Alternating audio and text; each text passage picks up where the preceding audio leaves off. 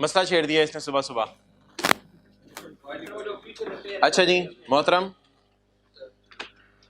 यार क्लास का नंबर बताओ, उसके बाद एक बच्चे की क्लास लेनी है। लेक्चर 85। अच्छा रात में तो पढ़ाने का प्रोग्राम था IS 10, लेकिन एक साहब ने सवाल पूछ लिया है। एक साहब ने सवाल ये पूछ लिया है कि जो पेज नंबर जैसे 12 है, पेज नंबर 12 है, इस पे वारंटी एक्सपेंस हमने रिकॉर्ड की थी। हमने मोबाइल बेच दिए हुए थे और हमारा पास एक्सपीरियंस था मोबाइल में से कोई 100 में से 20 आ जाते हैं, 100 में से 10 आ जाते हैं, 100 में से 5 आ जाते हैं। ये हमारा पास का तजर्बा था। तो पेज नंबर 12 है। तो अब फ्यूचर के अंदर जाहिर बात है जब वो मोबाइल आएंगे हमें सही करके देने पड़ेंगे। अच्छा मेरे एक सवाल पूछता हूँ आपसे, एक दुकानदार वारंटी कार्ड इशू करे मोबाइल का, उसके बाद दुकान बंद भी कर दे, क्या फिर भी इसको वारंटी ऑनर करके मोबाइल रिपेयर करके देने पड़ेंगे? या अगर दुकान बंद कर दी डॉलर्स वालों ने, कोई पूछने वाला नहीं, इनको खैर है, कोई मसला नहीं, रिपेयर करके दें या ना रिपेयर करके दें, तो they are liable to be, हाँ liable to do warranty service, liable to provide us warranty service, वो लाइबल फील करेंगे। क्यों? क्योंकि the past event is sale, the past event is sale, जिसकी वजह से वो क्या फील करेंगे? लाइबल। अगर उन्होंने बिजनेस बंद भी कर दिया है तो भी हमें उन्हें वारंटी क्लेम ऑनर करके देना पड़ेगा जितने साल का वारंटी कार्ड उन्होंने इशू किया हुआ है। अच्छा एक और सवाल आपसे पूछ रहा हूं, ऐसे ही भाई ने डिस्कशन शुरू कर दी। एक और सवाल आपसे पूछ रहा हूं, एक ऑर्गेनाइजेशन है, उसके पास फर्नेस है, उसने कहा मैंने उसके अंदर लाइनिंग करवानी है और मैं तीसरे साल के एंड पे खड़ा हूं, 2 साल बाद इंशाल्लाह लाइनिंग करवानी है। इसके लिए अपने आप को लायबल फील करें या वो लाइनिंग करवाए बगैर कारोबार बंद कर सकते हैं? और कोई हमें पूछने वाला नहीं है। तो ऐसे ही इन्होंने एक सवाल पूछा था इसलिए मैंने रिवीजन करवा दी। तो वारंटी के केस में पास्ट इवेंट क्या है जिसकी वजह से लायबल फील करें? सेल ऑफ डिफेक्टिव गुड्स, जिनके वापस आने का चांस है। वो कारोबार बंद कर भी दें तो डॉलर्स वाले हमारे घर आएंगे और घर आके, सॉरी हम डॉलर्स वालों के घर जाएंगे और उनके घर जाके ओनर के घर कहेंगे तूने वारंटी कार्ड इशू किया था इसलिए यू आर लायबल कि मुझे वारंटी ऑनर करके दो। क्लियर? उसमें पास्ट इवेंट कोई नहीं है ना जो आप पूछ रहे हो। बोले फ्यूचर के अंदर अगर हमने कोई चीज अपनी रिपेयर करवानी है, मिसाल के तौर पे राइज वाले सोच रहे हैं फ्यूचर के अंदर AC रिपेयर करवाएं, अब अगर रिपेयर करवाए बगैर बंद कर दें कारोबार तो कोई राइज वालों को पूछने वाला, कोई पूछने वाला नहीं। समझ आ गई बात? वो बोल जो तूने सवाल पूछे समझ आ गई? पहले 6 महीनों में तो हमें पता चला कि अगले, हाँ तो फिर अगले 6 महीने में क्यों भेजेंगे? पता है कि रिपेयर हमने बिजनेस बंद ही करना है, हाँ तो फिर क्यों भेजेंगे रिपेयर? बंद कब से जाना है भाई, सादा सी बात है यार। ये जो वारंटी वाला सवाल था, पहले 6 महीने कोई ना कोई हमने चीजें बेची होंगी, वो इधर रिपेयर होने आ गई होंगी, इसलिए उनकी लाइबिलिटी बुक करने की जरूरत नहीं। फिर साल के आखिरी 6 महीने हमने चीजें बेची होंगी या कारोबार बंद कर दिया होगा, वैसे बात कर रहा हूं, चीजें बेची होंगी और ये इंशाल्लाह इस साल सही होने आ जाएंगी या अगले साल। तो यहाँ पे खड़े होके हम लाइबल फील करें, यहाँ पे खड़े होके हम लाइबल फील करें कि 6 महीने लोगों को मैंने चीजें बेच दी हैं, वो आगे कहीं जाके रिपेयर के लिए आ सकते हैं हमारे पास, तो ये लाइबिलिटी हम बुक कर रहे हैं। अब अगर आज हम कारोबार बंद भी कर देते हैं इस दिन, तो अगले वो उन्होंने तो वारंटी कार्ड लेके आ जाना है हमारे पास। अच्छा जी IS 10 हम कर रहे थे।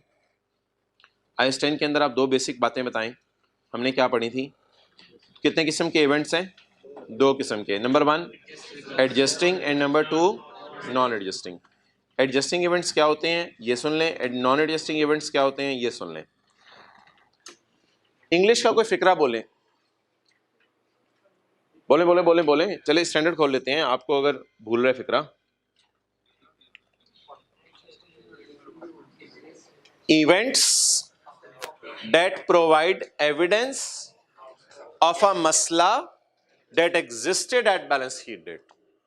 और अगली बात बोलें, events that are indicative of a masla that arose after the reporting date। तो बार बार जरा इंग्लिश से समझें बात को, बोलें events that provide evidence of a masla that existed at balance sheet date. आगे बोले events, बोले that are indicative of a masla that arose after the reporting date. ये रिपोर्टिंग डेट के बाद अरोज हुआ है और ये रिपोर्टिंग डेट पर एग्जिस्ट करता था. ये फर्क है एडजस्टिंग और नॉन एडजस्टिंग इवेंट में. अच्छा, कल कौन कौन सी एग्जांपल्स हमने कर ली थी?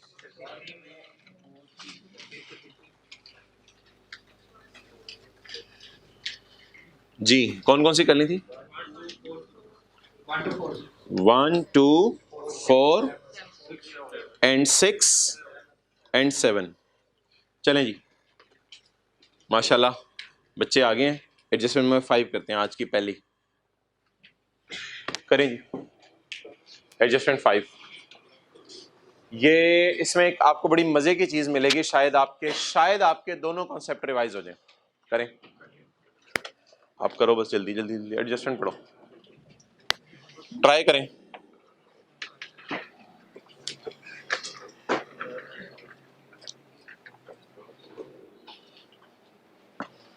जूते उतार देना भाई, ऐसे नहीं बैठा जाएगा. गीले पाँव से कैसे बैठा जाएगा? गीले जुराबे, गीले पाँव. रिलैक्स हो जाओ बस. ठीक है, ओवर. साल खत्म होने के कितने दिन बाद? 1.5 महीने बाद. भाई दूसरी क्लास वाले बैठे हैं बच्चे, अपनी पढ़ाई करें, इधर मत देखें. साल खत्म होने के 1.5 महीने बाद इट वॉज पता चला डेट कंपनी कैशियर, वो जो रशीद नहीं था कंपनी कैशियर, वो गड़बड़ करता रहा था. Withdrew 10 million fraudulently from bank account. Cheque बना बना के अपने रिश्तेदारों को देता रहा, fraudulently from bank account. Owner भी ज्यादा था. चेक पे जब साइन करना होता था तो इधर उधर की बातें करते ओनर से चेक पे साइन करवा लेता था. सर निहारी में बनवा के लाए अपने घर से, बड़ी मजे की है. ओनर बातों, अच्छा यार चेक, हाँ आज के 10 चेक हैं, चल साइन. तो बैंक से पैसे निकलवाता रहा कैशियर.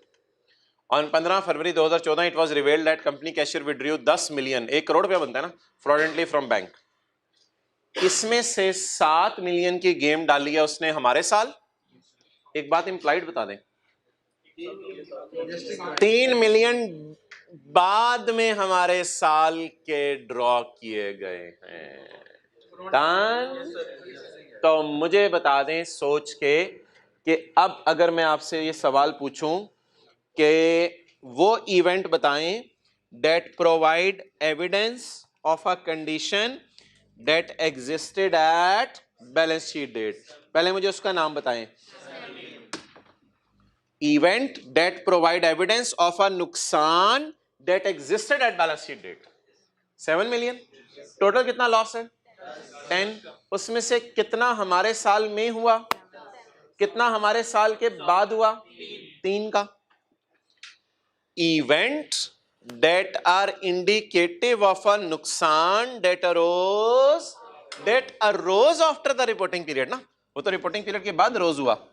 तो ये डेफिनेशन बड़ी जबरदस्त है. इसको आप पढ़ा करेंगे ना तो आपको फौरन बात क्लिक कर जाया करेगी. और जो कल हमने उर्दू में बात की थी, यार आगे नहीं पढ़ना, एसी बंद करो. अच्छा आगे नहीं पढ़ना, जितना मैं ग्रीन में हाईलाइट कर रहा हूं उससे आगे नहीं पढ़ना.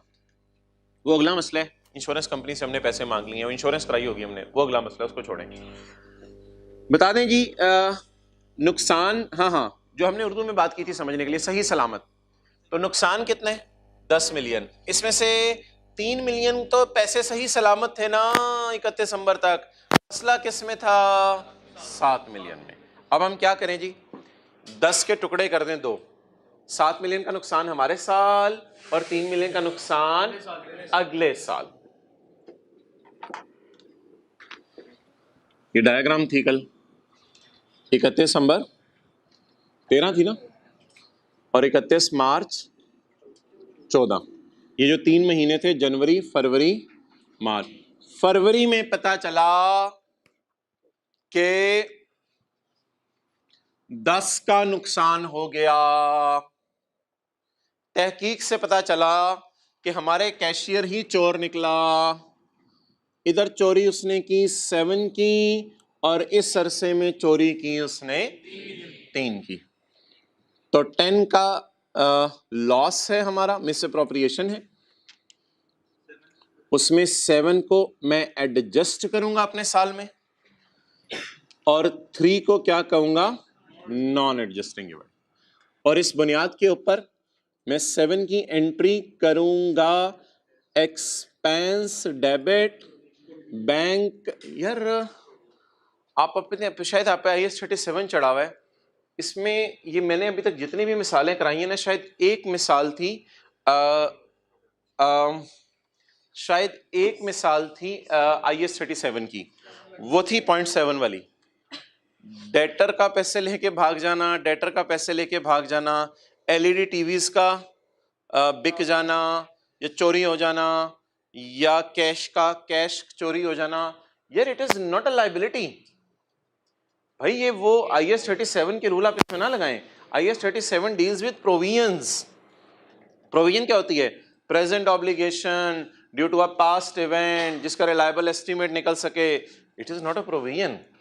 तो खुदा के लिए ये IAS 37 जो आपके दिमाग पे चढ़ा हुआ है उसको निकाल दे जहन से, सादा चीज को सादा रखें। इंट्रो की क्लास का बच्चा उठा के लाएं इधर, वो आपसे ज्यादा जल्दी चीज को समझ लेगा। वो क्यों ज्यादा जल्दी चीज को, उसने IAS 37 पढ़ा नहीं हुआ, उसके दिमाग पे चढ़ा नहीं हो, कहेगा कैश चोरी हो रहा है, एक्सपेंस डेबिट बैंक क्रेडिट। तो do not mix it with IAS 37। IAS 37 का कोई कॉन्सेप्ट नहीं है। क्या ये प्रोविजन है, क्या ये कॉन्टेंजेंट लायबिलिटी है, क्या वो लॉयर से हमने मशवरा मांगा क्या बनना है क्या नहीं बनना। प्रोविजन क्या होती है, पास्ट इवेंट हो और उसकी वजह से हम लाइबल फील करें। हम किसी की तरफ लाइबल फील कर रहे हैं या हमें कोई डज मार के चला गया है, हमें कुछ हमारे चोरी करके चला गया, चोरी में कहाँ IAS 37 आ गया। इज नॉट IAS 37, ये सिंपल एक कॉन्सेप्ट है। वैसे ही आमतौर पे पूरे पाकिस्तान में टीचर IAS 10 37 इकट्ठा पढ़ाते हैं, इसका मतलब ये नहीं कि IAS 37 वाली सारी चीजें IAS 10 में। IAS 10 एक अपनी एग्जिस्टेंस रखता है जो बताता है इवेंट्स कौन से एडजस्टिंग है कौन से नॉन एडजस्ट। हाँ उसमें कोई कोर्ट केसेस वगैरह आ जाए तो फिर हमें IAS 37 और 10 को इकट्ठा लगा के देखना पड़ेगा। फिलहाल तो सिंपल IAS 10 चलने दें। अच्छा भाई 7 की क्या करूं, जर्नल एंट्री। ये तो डिस्कशन हो गई 7 के बारे में, 7 की जर्नल एंट्री कर दूं। और जो 3 रुपए हैं उनके, अच्छा और 7 के बारे में एक और बात, 7 रुपए, 7 के बारे में नो डिस्क्लोजर, बोले बोले बोले नो डिस्क्लोजर। और 3 के बारे में बताएं, 3 के बारे में ना ना ना no journal entry, no journal entry, disclose material if amount is material. Done. Disclose हम डिस्क्लोज करेंगे मोहतरम, हमारा 3 मिलियन का कैश हमारे साल के बाद चोरी हो गया है, इसकी एंट्री हम कर नहीं सके। यूजर्स आपको इसलिए बता रहे हैं कि एक बड़ा नुकसान था, हमने सोचा आपको बताते चले, लेकिन ये हादसा अगले साल का है इसलिए हमारे साल में एंट्री नहीं होगी। तो ये दोनों के ऊपर फिर बड़ी सी हेडिंग डाल लें आप, जो भाई ने सवाल पूछा था कि वो बात भी क्लियर हो जाए। 13 की फाइनेंशियल स्टेटमेंट में 7 की एंट्री होगी, अगर 3 रुपए आपको मटेरियल लग रहे हैं तो इसे क्या कर दें, डिस्क्लोज कर दें। जैसे कि हमने पीछे सवाल किया तो उसमें आग लगी हुई थी, तो सारा यानी कि मटेरियल कुछ बाद में आए थे, 3 लोग बाद में 7 लोग पहले आए, तो उसमें हमने 10 की पेमेंट पहले इकट्ठी रिकॉर्ड करनी है, 10 के एक्सपेंस इकट्ठे रिकॉर्ड करनी है। और अब इसमें तो साइन ईयर एंड से पहले ही हुए साइन, चेक में जो साइन करने थे, लेकिन वो ये किसने कहा ये पहले हुए साइन, ये कहाँ लिखा हुआ है जब अपनी तरफ से कह रहे हो? नहीं नहीं नहीं नहीं नहीं नहीं, ये बिल्कुल आपने गलत बात कर दी, ऐसे ही अपनी तरफ से बात बढ़ा रहे हो। सवाल को सीधे सीधा रखो, आप बाकी लोग इसके सवाल ना सुनिएगा। It was revealed that company cashier withdrew 10 million, निकाले 10 million, out of this 7 was withdrew before 31 दिसंबर 13 एंड 3 वाज विथड्रू आफ्टर। और वो डेली जाके चेक साइन कराता होगा पैसे। अच्छा जी, अब ये नुकसान कितना हुआ हमारा 10, जी जी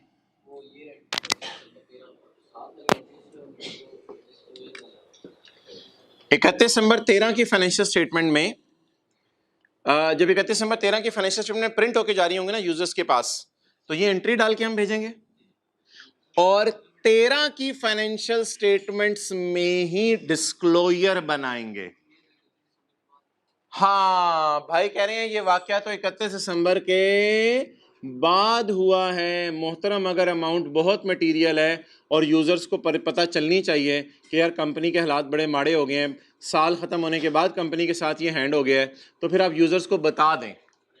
ऐसे लिख के बताने में क्या मसला है लिख के बताने में क्या मसला है? हम कौन सी एंट्री कर रहे हैं? माना कि अगले साल है, फाइनेंशियल स्टेटमेंट हमारे हाथ में है, अगर इन 3 महीनों में कोई मेजर हादसा हो गया बिजनेस में, तो यूजर को बताने में क्या मसला है?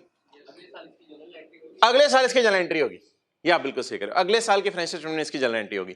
लेकिन 13 के अकाउंट्स जब यूजर को डिस्पैच करें तो 7 रुपए की क्या डाल के भेजें?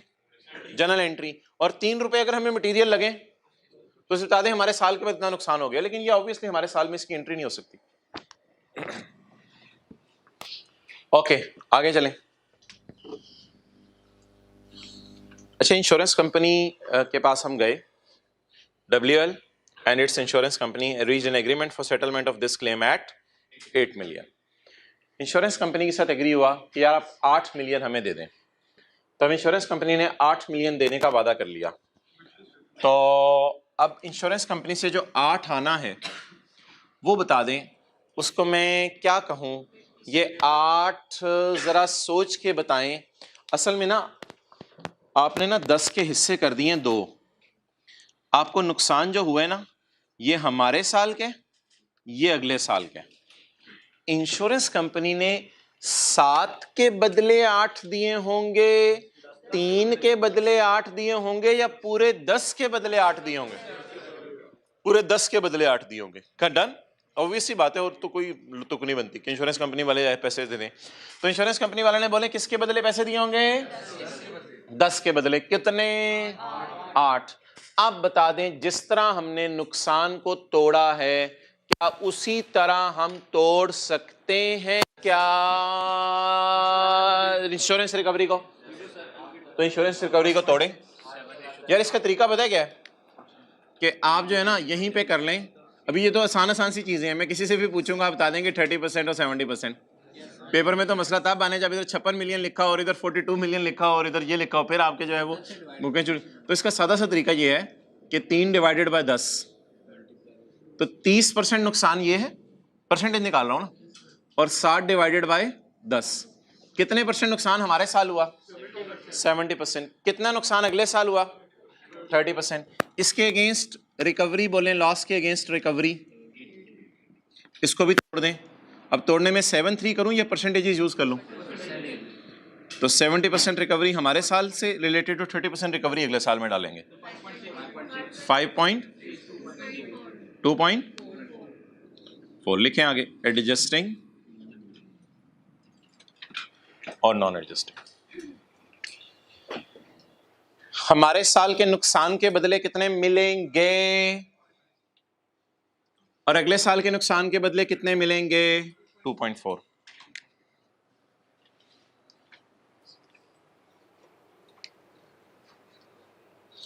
आप बता दें जी 5.6 का क्या करूं 13 की फाइनेंशियल स्टेटमेंट्स में, और 2.4 का क्या करूं?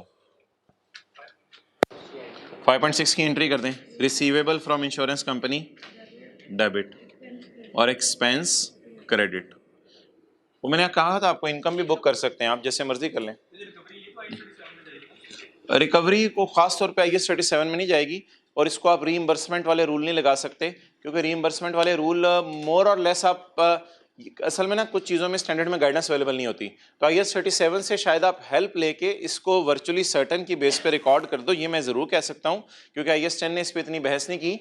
लेकिन एक बात ज़रा सोच लें, वो सादा सी बात है कि यार ये जो रिसीवेबल मैं बुक कर रहा हूँ इसके अगेंस्ट मेरी मर्जी एक्सपेंस क्रेडिट, हाँ मैं ये कह रहा था सॉरी कि इस पे रीइंबर्समेंट वाला सेक्शन वाज़ेह तौर पे नहीं लग सकता, क्योंकि रीइंबर्समेंट वाला जो पैरा था 53 और 54 था, उसमें एक लाइन लिखी हुई थी, where an expense is expected to be reimbursed against a provision. तो प्रोविजन तो इधर है कोई नहीं, तो एग्जैक्टली वो चीज़ें नहीं लग सकती। लेकिन मोर और लेस आप कह रहे हो अकाउंटिंग रूल सेम है, अकाउंटिंग रूल सेम है। बहुत सी चीज़ें जिसमें अकाउंटिंग ने गाइडेंस नहीं दी होती। कई आर्टिस्ट हैं पेंटिंग बना रहे होते हैं, अब ये पेंटर्स काफ़ी अर्से से अकाउंटेंट्स को कह रहे हैं हम पेंटिंग बना रहे हैं, हमारे लिए कुछ स्टैंडर्ड बना दो। IAS 41 लोगों ने अलग बनाया हुआ है, IAS 2 अलग बनाया हुआ है, पेंटिंग्स बनाते हैं, बना के बेचते हैं, हमारे लिए अलग स्टैंडर्ड बनाना चाहिए। अब जब स्टैंडर्ड्स ना बने हो चीज़ों में तो इधर उधर के रूल पड़े हुए लगाए जा सकते हैं, बेसिक्स तो सेम है। तो रिसीवेबल बस बुक करें, आप छोड़ें इसको 5.6, लेकिन इसकी डिस्क्लोजर की ज़रूरत नहीं है। किसकी? 5.6 की, क्योंकि इसकी एंट्री होगी। और पीछे क्या बचा? 2.4। इसको क्या करें? No journal entry. क्या कर दें, disclose in notes to the financial statements of 13। मैं दोबारा लिख दूं यहाँ 13 ताकि वो जो भाई ने बात पूछी है उनको कंफ्यूजन ना रहे। Disclose in financial statement of 13 if material, अगर आपको अमाउंट मटेरियल लगती है।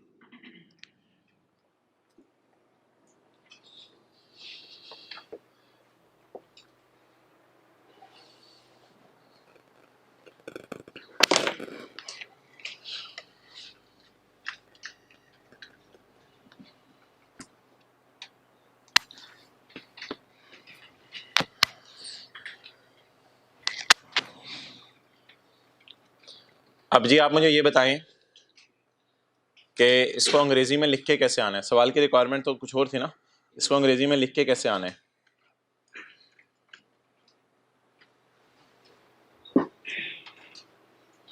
Loss of ₹7, loss of ₹7 is an event that provide evidence of a condition that existed at the end of reporting period. Therefore, it is an adjusting event, and we will increase expense and decrease bank with the ₹7, and will record a receivable from insurance company of 5. इतनी सी बात लिख के आ जाएंगे 7 और 5.6 के बारे में। और आगे क्या लिखेंगे, loss of ₹3 is an event that is indicative of a that arose after the reporting period. आगे इधर ना देखें, therefore it is a non-adjusting event. Therefore it is a non-adjusting event.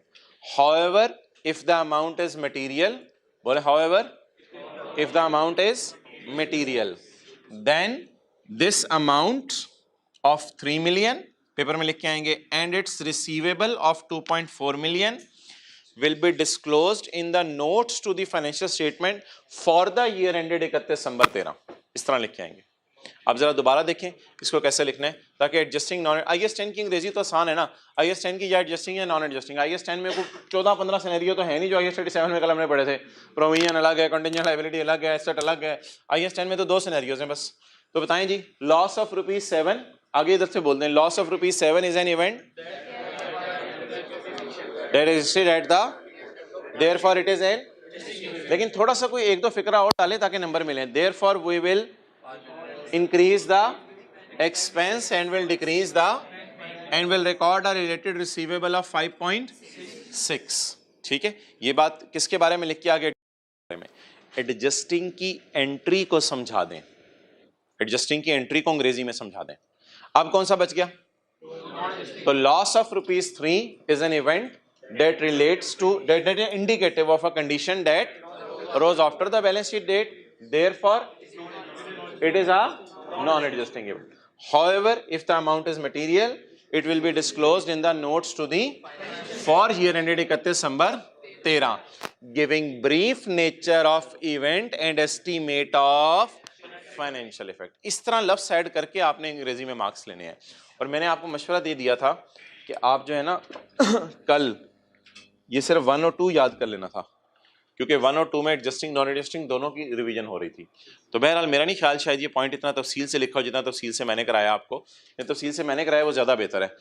Theft after the balance sheet rate relate to circumstance rate rose after the balance sheet date, 5वां law, हाँ काफ़ी तफसील से लिखा हुआ है, ठीक है, पढ़ाने की जरूरत नहीं। लॉस ऑफ 7 एग्जिस्ट, ये तो काफ़ी तफसील से लिखा हुआ है। ओके आगे चलें जी, कौन सा पॉइंट था ये, 5, हाँ 3 रहते हैं। 1 2 4 5 6 7, चलें जी पॉइंट 10 करें भाई, एडजस्ट करें नॉन एडजस्टिंग।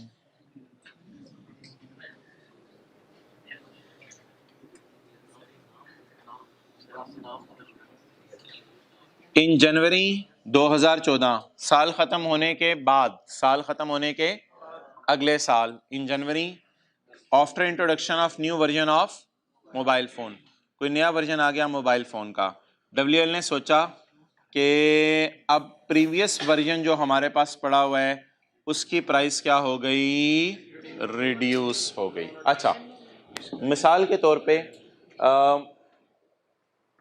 हमारी एक मोबाइल की दुकान है, उस दुकान के ऊपर हमने एक मोबाइल रखा हुआ है, वो कौन से सैमसंग की सीरीज आती थी, एस सीरीज, S5 रखा हुआ है। मिसाल के तौर पे हमने दुकान के ऊपर S5 मोबाइल रखा हुआ है। ईयर एंड पे जनवरी में पता चला कि S6 आ गया है। इन जनवरी इंट्रोडक्शन हो गया नए वर्जन का S6 का। तो WL ने सोचा कि अब जो मेरे पास पुराने मोबाइल पड़े हुए हैं वो उसकी तो डिमांड गिर जानी है, तो वो जो पुराने मोबाइल पड़े हुए हैं उनकी वैल्यू कम कर लें। असल में ना ये IS-37 नहीं है, ये है NRV लॉस, क्योंकि आपके पास जो पड़े हुए मोबाइल हैं, WL reduce the prices of previous versions, जो इसके पास ऑलरेडी स्टॉक में पड़े होंगे उसकी प्राइस इसने कम कर दी, क्योंकि उसको पता था कि आप मेरे पुराने मोबाइल नहीं लिखते हैं।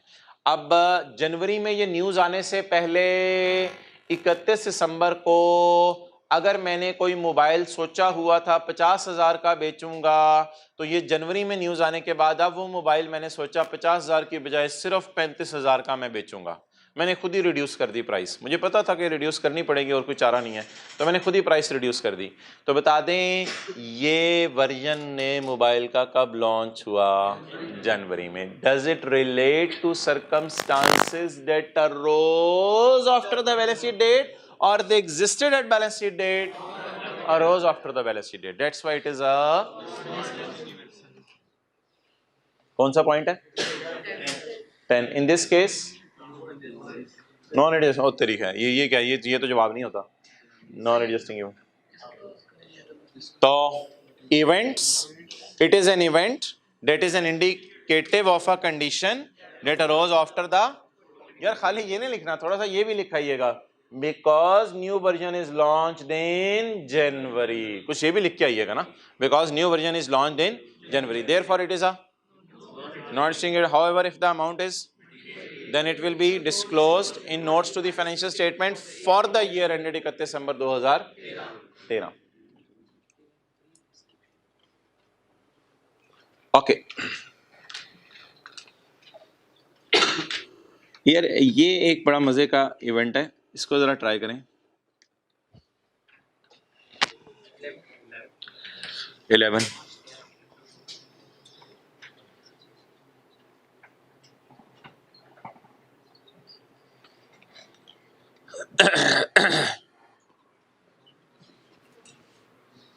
in March 13 WL issued a guarantee, WL को लिख लें PTCL, पेरेंट, समझने के लिए PTCL PTCL issued a guarantee against a loan obtained by Ufone। अच्छा बताएं जी, किसने किसके लोन की गारंटी दी, तो यूफोन ने पीटीसीएल से लोन लिया होगा या किसी और से लोन लिया होगा जिसकी गारंटी, किसी और से लोन लिया होगा। पीटीसीएल गारंटर बन रहे और गारंटी दी जा रही है यूफोन की। इन मार्च 13 PTCL issued a guarantee of its subsidiary रे लिमिटेड अमाउंटिंग टू 40 मिलियन, और ये guarantee against a loan obtained by it's subsidiary, आगे लिख लें फ्रॉम बैंक, इसने बैंक से लोन लिया होगा, बैंक से लोन लिया होगा। तो सब्सिडरी यानी यूफोन को कोई लिफ्ट नहीं करा रहा था, तो पेरेंट ने जब मीज़ान बैंक के ओनर को फ़ोन किया तो उसने कहा यार भेजें यूफोन को, बताएं कितना लोन चाहिए, 4 करोड़ रुपया चाहिए, जाएं मदद करें। ओके, इन जनवरी 14 में साल ख़त्म होने के बाद the factory of RL was destroyed in a fire. Factory of RL, Ufone की फैक्ट्री में आग लग गई और यूफोन जो है वो अब खुद लोन वापस नहीं कर सकेगी। अब बताएं खुद लोन वापस नहीं कर सकेगी तो गारंटर को लोन वापस करना पड़ेगा। ये गारंटी देना बड़ा रिस्की काम होता है।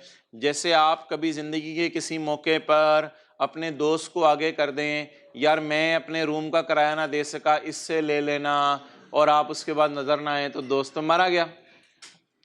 अच्छा मुझे एक चीज बताएं, गारंटर अपने आप को, अच्छा क्या क्या लग रहा है, एडजस्टिंग इवेंट लग रहा है, नॉन एडजस्टिंग इवेंट लग रहा है? Excellent, non adjusting.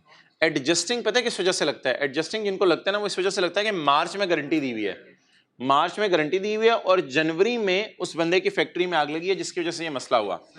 असल में मेरे भाई ये जरा अंडरस्टैंड कीजिएगा, गारंटी की लायबिलिटी आपके कंधों पे कब पड़ती है, ये इस कॉन्सेप्ट को जरा समझना है, ये बड़ा इंपॉर्टेंट कॉन्सेप्ट है। गारंटी की लायबिलिटी आपके कंधों पे कब पड़ती है? गारंटी की लायबिलिटी गारंटर के कंधों, यानी गारंटी देने वाले, गारंटी की लायबिलिटी गारंटर के कंधों पे गारंटी देते ही पड़ती है या जिसकी गारंटी दी उसके डिफॉल्ट पे पड़ती है? तो मोहतरम ये इवेंट ना डिफॉल्ट पे डिपेंडेंट होता है।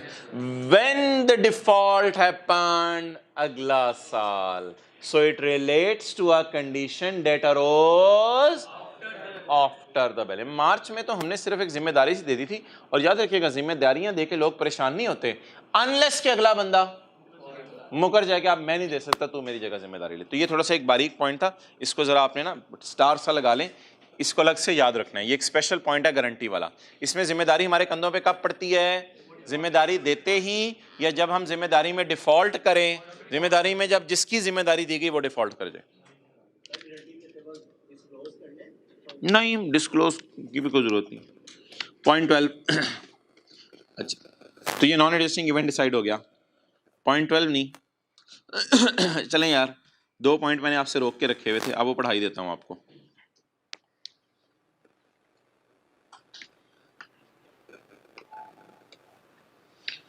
यार ये पहली दफा किसी क्लास में मिसाल देने लगा हूं, देनी भी नहीं चाहिए वैसे, अजीब सी बात है। नबी सल्लल्लाहु अलैहि वसल्लम को तो सबसे ज़्यादा नापसंद थी ये चीज़। तो बहरहाल अगर आपको पता चला कि 5 जनवरी को तलाक हो गई है मिस्टर ए और मिस एम में, 5 जनवरी को तलाक हो गई है, तो क्या आपके जहन में आएगा पहले से ही कोई आग लगी हुई थी या 3-4 जनवरी को कुछ ऐसा हुआ होगा? या यार ये 3-4 जनवरी वाले कौन है यार, कॉन्सेप्ट की मत मार दी, हद होगी यार, ऐसे मुंह उठा के शोर 5 जनवरी को तलाक दे देता है, हद होगी यार। क्या 4 जनवरी को बेगम ने कहा होगा तुझे शर्म नहीं आती, उसने कहा होगा मैं, इतना तो नहीं होता ना यार, तो ये तो बहुत बड़ा स्टेप है। तो अब बता दें ये रातों रात तलाक हो जाती है, यानी कोई एक दिन में कुछ ऐसा होता है कि तलाक हो जाती है, जब बहुत अरसे से रिकॉन्सिलिएशन होनी करने चाह रहे होंगे, रिकॉन्सिलिएशन कई महीनों से रिकॉन्सिलिएशन करना चाह रहे होंगे, लेकिन रिकॉन्सिलिएशन तो बीआरएस की तरह नहीं रिकॉन्साइल हो रही होगी, अनप्रेजेंटेड भी डाल देगा, बीवी अनक्राइटेड डाल देगी, फिर भी रिकॉन्सिलिएशन मैच नहीं हो रही होगी, बच्चे परेशान होंगे। तो आप बता दें तलाक रातों रात हो जाती है, यानी 3-4 जनवरी को कुछ हुआ होगा, या पहले से ही कुछ अंदर ही अंदर जंग चल रही होगी, काफी महीनों से कोई मसला चल रहा होगा। इस बुनियाद पर आपने इस तलाक को, अगर अभी तक फाइनेंशियल स्टेटमेंट शोहर और बीवी की पब्लिश नहीं हुई, तो आपने इस तलाक को एडजस्टिंग इवेंट लेना है। आपने क्या लेना है? क्योंकि अगर 31 दिसंबर को भी आप जाके पता करते तो बीवी मेके थी और शोहर जो है वो अपने मेके था, तो फिर ऐसी सूरत के अंदर जो है वो ये एडजस्टिंग इवेंट लिया जाएगा। अब इसको हम अपने जरा लिंक करते हैं बातों से, वो जो हमने अब कॉन्सेप्ट डिस्कस करना है। मोहतरम एक सिनेरियो हमने ये पढ़ा था कि डेटर की फैक्ट्री में हमारे साल आग लगी, इस साल बैंक करप्ट हुआ। ना भाई, अब बात, अच्छा डेटर की फैक्ट्री को इस दिन आग लगी नवंबर में और इस दिन बैंक करप्ट हुआ, इसका नाम किसी को याद है हमने क्या रखा था? Adjusting event. और अगर डेटर की फैक्ट्री को इस दिन आग लगी और इस दिन बैंक करप्ट हुआ, तो इसका नाम हमने क्या रखा था? अच्छा, एक सिनेरियो आई कैप ये टेस्ट कर रहा है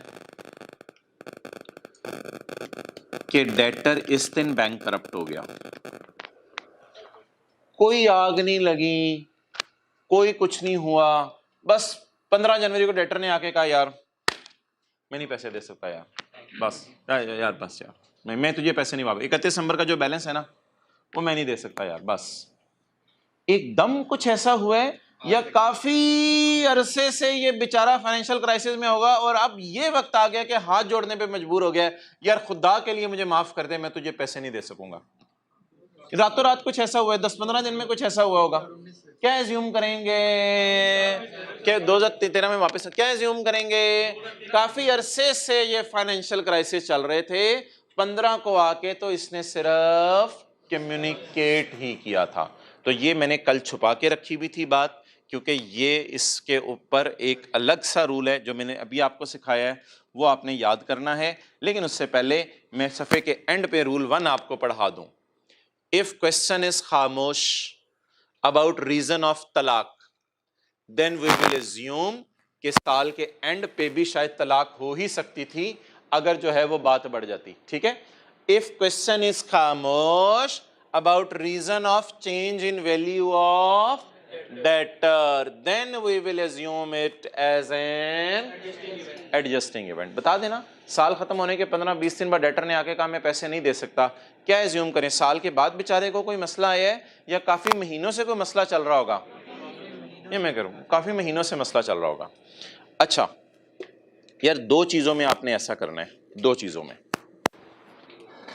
एक डेटर में, एक और मिसाल देता हूं आपको, वो आपने मुझे बतानी है, जरा इंटरेस्ट लेके समझनी है। इस दिन फ्लड आया और इस दिन स्टॉक सस्ता बिका। आप बता दें इस फ्लड की वजह से सस्ता बिका ना, पानी चला गया था स्टॉक में, तो ये कौन सा इवेंट कल बताया था? एडजस्टिंग।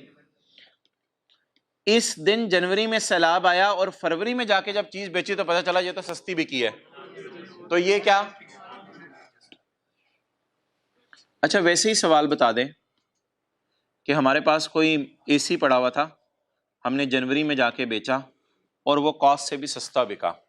अब तो वजह बताई नहीं सवाल ने, अब तो वजह, इसका मतलब है अगर आप 31 दिसंबर को भी जाके बेचते सस्ता बिकता, बस बिकते ही कंफर्म हो गया कि इसने सस्ता बिकना था, क्योंकि इस चीज में from the very first day शायद कोई डिमांड नहीं थी इसकी मार्केट में। जैसे मैं मिसाल दे दूं आपको, जैसे कई दफा होता है कोई मोबाइल आप बाहर के मुल्क से ले आए, अब आप दिसंबर को भी बेच दें या जनवरी को भी जाके बेच दें, वो बिकना कम पैसों के अंदर ही है। कभी उसके लॉक का मसला होगा, कभी सिक्योरिटी का मसला होगा, कभी उसका डब्बा नहीं होगा, कभी उसका ओरिजिनल चार्जर नहीं होगा, कोई ना कोई मसला होगा। तो चाहे आप 31 दिसंबर को जाके बेचें, चाहे 15 जनवरी को जाके बेचें, what can be the possible reason कि अगर पहले भी बेचते तो भी वो सस्ता ही बिकना था? तो ये दो बातें याद रख लें, number 1 inventory and number 2 debtor. कुछ नहीं करना, रूल 1 लिखा हुआ है, दो बातें याद रख लें, नंबर 1 डेटर और नंबर 2 डेटर के भी एडजस्टमेंट 3 है, इन्वेंट्री के एडजस्टमेंट 13 है। डेटर और इन्वेंट्री के बारे में अगर रीजन ना बताए, रीजन क्या होती है? इन्वेंट्री के बारे में फ्लड की रीजन बता सकता है, इन्वेंट्री के बारे में जो है कंपेटिटर आने की रीजन बता सकता है। लेकिन अगर कोई रीजन ना बताए, डेटर के बारे में आग लगने की फैक्ट्री की रीजन बता सकता है, लेकिन अगर रीजन ना बताए, तो जब रीजन बारे में खामोश हो डेटर और इन्वेंट्री के बारे में, इन दोनों को हमेशा क्या लेंगे? Adjusting event. तो ये बिल्कुल एक खास किस्म का सिनेरियो है जो आज के लिए रखा हुआ था, वो एडजस्टमेंट 3 और 13 में पढ़े। 3 में आ जाए, एक डेटर था यार, उसने 35 मिलियन देने थे 31 दिसंबर 13 को, 10 जनवरी को पता चला वो बैंक करप्ट हो गया। क्या वजह बनी, क्या हुआ होगा, पता नहीं कितने अरसे से बेचारा फाइनेंशियल क्राइसिस में होगा, कहीं जाके बैंक ने अब जाके कोर्ट ने डिसाइड कर दिया यार ये बैंक करप्ट हो गया, तो इसलिए बोले इसको क्या लेंगे? अच्छा इसकी ना अंग्रेजी जिस तरह ICAP लिखता है ना, फिर वो मैं आपको दिखा दूं, इसकी अंग्रेजी भी आपने याद करनी है। सॉल्यूशन देखें इसका, bad debt immediately after the, immediately का मतलब 10 दिन, 15 दिन, 20 दिन, 2 महीने, 2.5 महीने, जब मर्जी बैड डेट हो जाए। Bad debt immediately after the confirm data, तलाक इमीडिएटली आफ्टर द 31 दिसंबर, कंफर्म डेटा मसला एग्जिस्टेड एट 31 दिसंबर, कोई ना कोई बातें पाइल अप हो रही थी जो जहां तक पहुंची हैं। तो bad debt immediately after the balance sheet date, confirm debt loss existed at balance sheet date. एक और मिसाल मेरे जहन में आ रही थी, वो मैंने दी नहीं, लेकिन मैंने कहा दे ही दूं। फरमाया जो शख्स खुदकुशी करेगा तो वो क़यामत के दिन तक रोज़ाना खुदकुशी करता रहेगा और फिर उसको जो अल्लाह अज़ाब देंगे जहन्नुम में वो लागू होगा। तो अगर किसी ने 5 जनवरी को खुदकुशी की तो वो 4 जनवरी को कुछ ऐसा हुआ होगा, वो पता नहीं कितने अरसे से उसके, बहरहाल ये फजूल बातें। Bad debt immediately after the balance sheet date, confirm data नुकसान existed at, so it is an, इसको याद करना है आपने। So we will increase the expense and decrease the debtor by ₹35 million in the financial statement. तो entry लिख लें, bad debt debit debtor के, क्योंकि एडजस्टिंग है ना, एडजस्टिंग की मुझे याद करा दिया करें हर दफ़ा एंट्री लिखवाना, एडजस्टिंग की एंट्री लिखवाना याद करा दिया करें। माना कि सवाल में एक्सप्लेनेशन मांगी हुई है, लेकिन समझने के लिए एंट्रीज तो ज़रूरी हैं। 35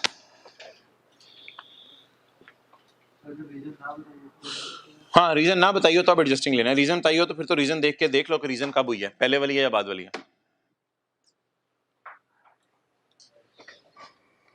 अच्छा,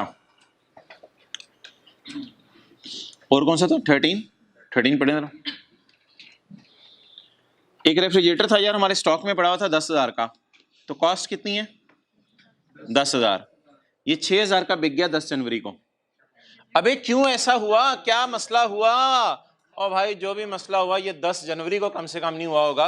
अगर 31 दिसंबर को भी आप जाके बाजार में बेचते तो ये इतने का ही बिकना था, ठीक है? तो इसमें ऑलरेडी कोई ना कोई मसला था जिस वजह से ये सस्ता बिका, बस बेचने की देर थी, बेचते ही कंफर्म हुआ है आपको कि ये सस्ता था।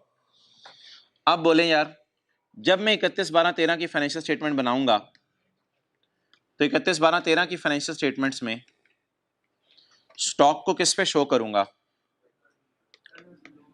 लोअर ऑफ कॉस्ट और एनआरवी। कॉस्ट कितनी? 10,000। एनआरवी, एक मजे की बात सुने कि बहुत से लोग ऐसे हैं जो एनआरवीज का वैसे ही वेट करते हैं। एनआरवी होती है एस्टिमेटेड सेलिंग प्राइस। बिजनेसमैन आजकल बड़े अक्लमंद हो गए हैं, एनआरवीज को एस्टिमेटेड सेलिंग प्राइस नहीं लेते। वो कहते हैं जनवरी फरवरी मार्च हमारे हाथ में है, जनवरी फरवरी आने तो जो चीज़ बिकेगी जितने की वही इसकी एस्टिमेटेड सेलिंग प्राइस होगी। तो बचपन में टीचर पढ़ाते थे कि ईयर एंड पे खड़े होके बिजनेसमैन सोचता है इसकी कॉस्ट कितनी है और जनवरी के अंदर इसकी एस्टिमेटेड सेलिंग प्राइस कितनी होगी, इस बेस पे अंदाजा लगा लेता है बिजनेसमैन कि इसकी एनआरवी कितनी है। लेकिन जब FR2 में आए तो टीचर ने बताया दुनिया बहुत आगे जा चुकी है, मार्च तक भी डायरेक्टर्स फाइनेंशियल स्टेटमेंट पे साइन नहीं करते।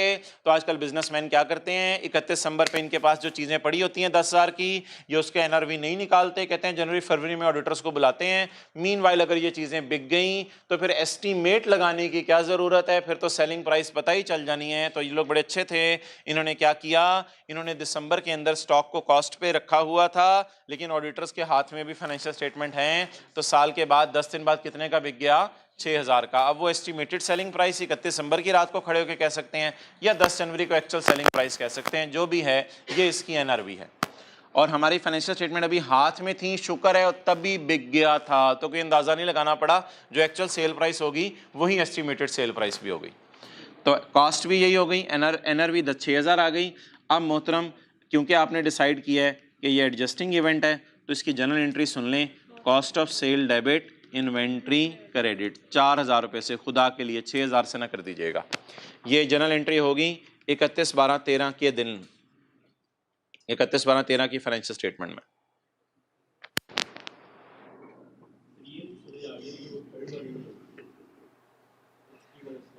डेटर एक सादा सी बात करो यार, छोड़ परे यार, छोड़ परे।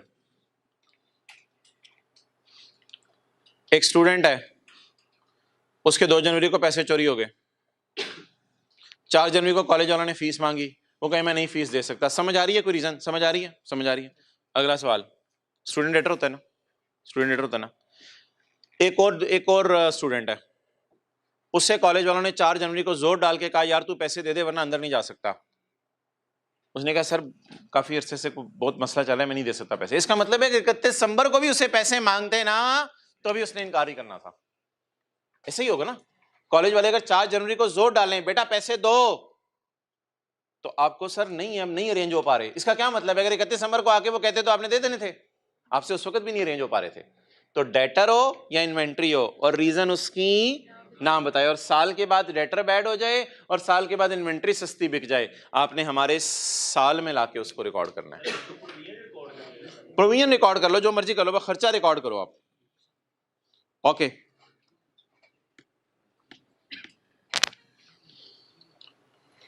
अच्छा यार एक जो चीज है ना, एक चीज वो इसके उल्ट है, वो चीज यही वाला कॉन्सेप्ट है लेकिन वो इसके उल्टा है, वो है इन्वेस्टमेंट इन शेयर्स। इन्वेस्टमेंट इन शेयर्स, इन्वेस्टमेंट इन शेयर्स के बारे में अगर तो सवाल कोई रीजन बता रहा है तो रीजन को फॉलो करें, ये बात तो कल भी हो गई थी। पहले मैं आपको रीजन के साथ मिसाल देता हूं। इन्वेस्टमेंट इन शेयर्स, मैंने कितने एसेट्स की बात कर ली है? 2 एसेट्स की बात कर ली है। किस किस की? आपसे। Number 1 stock number 2 debtor. अब मैं किसकी बात करने लगा हूं? इन्वेस्टमेंट इन शेयर्स। मिसाल के तौर पे आपके पास पैसे पड़े थे, आपने पीटीसीएल के शेयर खरीद लिए, इन्वेस्टमेंट इन शेयर्स। तो इन्वेस्टमेंट इन शेयर्स में क्या रूल है मोहतरम कि अगर कोई हुकूमत का नोटिफिकेशन आया कि हम इस कंपनी के खिलाफ एक्शन लेने लगे हैं और आपने इधर जाके कंपनी के शेयर सस्ते बेचे, तो फिर तो ये एडजस्टिंग इवेंट है। अगर हुकूमत का नोटिस आया, हम पीटीसीएल के खिलाफ जनवरी में नोटिस आया, हम एक्शन लेने लगे हैं, और फरवरी में आपने पीटीसीएल के शेयर सस्ते बेचे, तो ये तो नॉन एडजस्टिंग। ये तो रूल ऑफ थंब थे जो कल पढ़ लिए, दोबारा सुन ले, पता नहीं कुछ लोग अटेंटिव नहीं थे। नवंबर में नोटिस आया हुकूमत का कि पीटीसीएल ने कोई मसला किया, हम इसके खिलाफ एक्शन लेने लगे हैं। फरवरी में जब आपने शेयर बेचे तो सस्ते बिके, इसका मतलब है कोई ना कोई मसला साल पे इन पे एग्जिस्ट करता था। जनवरी में हुकूमत का नोटिफिकेशन आया कि हम पीटीसीएल के लेने लगे हैं, और फरवरी के अंदर जो है वो आपने पीटीसीएल के शेयर बेचे तो सस्ते बिके, तो ये नॉन एडजस्टिंग। लेकिन अगर यार ऐसे ही पेपर में सवाल आ गया कि जनवरी में आपने पीटीसीएल के शेयर बेचे और वो सस्ते बिक गए, तो ये भी साइलेंट वाला है। लेकिन ये ना डेटर और इन्वेंट्री के उल्टा आपने असूल लगाना है, इसको आपने नॉन एडजस्टिंग कहना है। द रीजन इज कि ये जो चीज है ना, ये रातों रात बदलती है। रातों रात दूर की बात है, जिसने कभी स्टॉक एक्सचेंज की वेबसाइट पे गया हो तो 5 मिनट बाद भी शेयर की प्राइस बदली होती है, 10 मिनट बाद भी आपने देखा होगा शेयर की प्राइस बदली होती है। इसलिए इन्वेस्टमेंट्स वाले में सवाल कुछ ना कहे तो नॉन एडजस्टिंग, और डेटर और इन्वेंट्री में सवाल कुछ ना कहे तो एडजस्टिंग। ये वाज़े ना स्टैंडर्ड ने बातें लिखी हुई हैं, ये मैं आपको स्टैंडर्ड की एग्जांपल्स दिखाऊंगा। वाज़े स्टैंडर्ड ने ये 2-3 बातें अलग अलग लिखी हुई हैं, क्योंकि ये बड़ी अजीब सी चीजें हैं, इस पे रूल ही कोई बनाना पड़ेगा। Rule number 2, if question is silent about the reason for change in value in, then we will consider it as a non adjusting event. वही ऑन इन्वेस्टमेंट्स ऑफ ₹40 ऑन 31 दिसंबर 13। 31 दिसंबर 13 को हमारे पास कोई इन्वेस्टमेंट थी, हमने किसी कंपनी के शेयर खरीदे थे। फेस वैल्यू 10 रुपये होती है आमतौर पे, लेकिन वो कंपनी माशाल्लाह अच्छी ग्रो कर रही थी, हमने उसका शेयर 40 रुपये का खरीद लिया था। दीज आर सोल्ड ऑन 4 जनवरी फॉर 35। अब इसको आपने क्या लेना है? Non adjusting. The reason is कि इसकी प्राइस तो रातों रात जरूर बदलती है, ये यकीनन कोई 1-2 दिन में ऐसा होता रहता है कंपनीज में, डिमांड सप्लाई की फोर्स की वजह से कि प्राइसेस फौरन बदलती रहती हैं। इसलिए इसको क्या लेना है? इसका सोल्यूशन भी याद करना है, इसलिए मैंने लिखा हुआ है। ये 2-3 सिनेरियोज हैं, रूल 1 रूल 3 ये याद करने पड़ेंगे। Sale of investment and loss after the, यार ना भाई इसका सोल्यूशन देख, वो तस्वीर खींच ली। Sale of investment and loss after the balance sheet date normally relate to circumstance that arrows.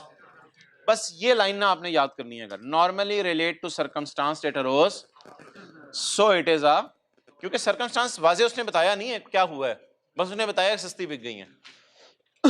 और अगली लाइन घिसी पिटी आपको पता है क्या है, और if the amount is then its nature and estimate of will be disclosed in the notes to the financial statement for the year ended 31 दिसंबर 2013। देर आए दुरुस्त आए बिल्कुल सही मुहावरा नहीं है, जो क्लास पढ़ा उसके लिए। यार बारिश हो रही है, तू कोट शोट पहन के आना था, तूने कोई स्वेटर स्वेटर जैकेट शैकेट चादर पहनी है, किधर है? जबरदस्त, और भी कोई बात करनी कर ले। अच्छा जी, चलें, ये 2-3 हमने अजीब अजीब सी बातें कर ली, तो अब वापस आते हैं नॉर्मल सी बातों की तरफ। ये आपने मुझे बताना है 28 दिसंबर 2013, 28 दिसंबर 2013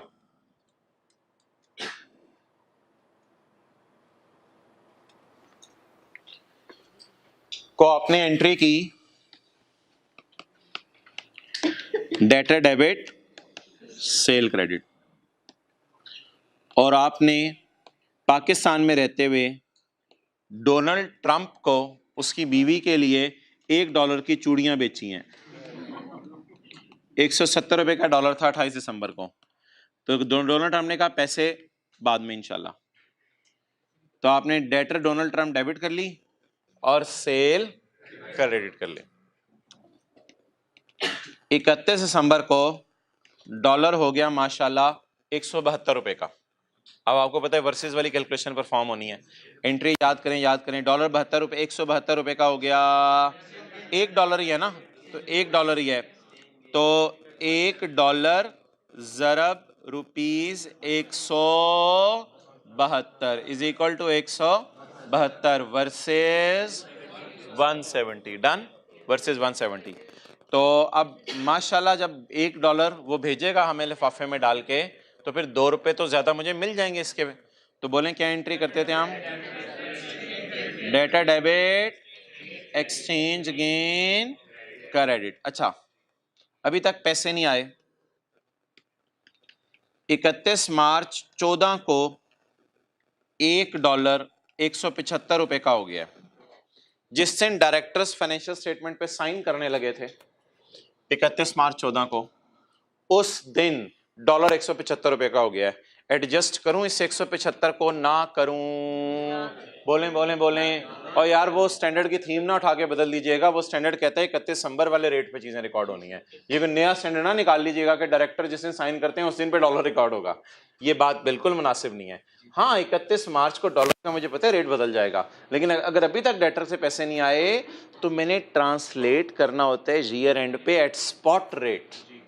तो इसलिए नो एडजस्टमेंट, इसकी no adjustment, non adjusting event, बिल्कुल नॉन एडजस्टिंग इवेंट। इसको अपनी फाइनेंशियल स्टेटमेंट में बोलें क्या करना चाहिए? अगर मटेरियल है डिस्क्लोज कर दें। हाँ, मटेरियल है तो डिस्क्लोज कर दें कि डॉलर बहुत ज्यादा महंगा हो गया और ये मसला हो गया और पैसे ज्यादा आ जाने हैं या सस्ता हो गया पैसे। मटेरियल है तो डिस्क्लोज कर दें, लेकिन इसकी जनरल एंट्री करने की जरूरत नहीं है। तो किस दिन का रेट इग्नोर करेंगे? जिस दिन डायरेक्टर फाइनेंशियल स्टेटमेंट को ऑथराइज कर रहे होंगे उस दिन का डेट, उस दिन का रेट। और किस दिन का रेट उठाते थे स्टैंडर्ड, अगर आपको याद हो, ईयर एंड का रेट उठाते थे। जल्दी करें। हाँ पूछो अब। मटीरियलिटी तो अपना लेवल होता है ना कि हमारे लिए क्या अमाउंट मटीरियल है। मटीरियलिटी डिसाइड होती है आमतौर पे ऑर्गेनाइजेशन सेल अपनी देखती है। कुछ लोग कहते हैं सेल का 1-2% अमाउंट हमारे लिए मटीरियल होगी, टोटल सेल। वो कई तरीके हैं मटीरियलिटी निकालने के।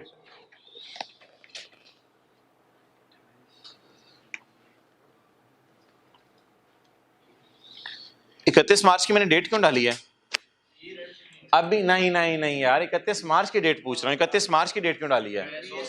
सवाल में एक लाइन लिखी हुई है यार, डायरेक्टर्स ने 31 मार्च 14 को फाइनेंशियल स्टेटमेंट ऑथोराइज की हैं, साइन की हैं। तो 31 मार्च तक अल्लाह का शुक्र है फाइनेंशियल स्टेटमेंट हमारे हाथ में थी। हम चेंज करना चाहते कर सकते थे, लेकिन चेंज नहीं करनी। ईयर एंड के बाद किसी भी दिन डॉलर की प्राइस में चेंज हो जाए तो हम हमारे साल आके चेंज नहीं करेंगे इसको।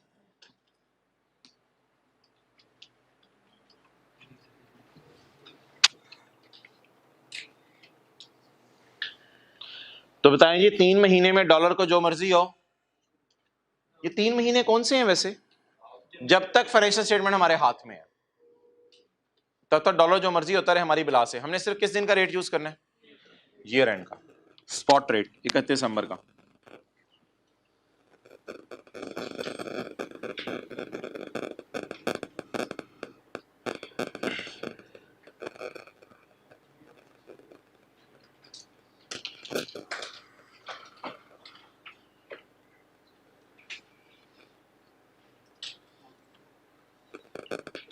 अच्छा जी, adjustment 16, debtor balance which was translated at, debtor balance which was translated at year end, translate हो चुका है year end पे।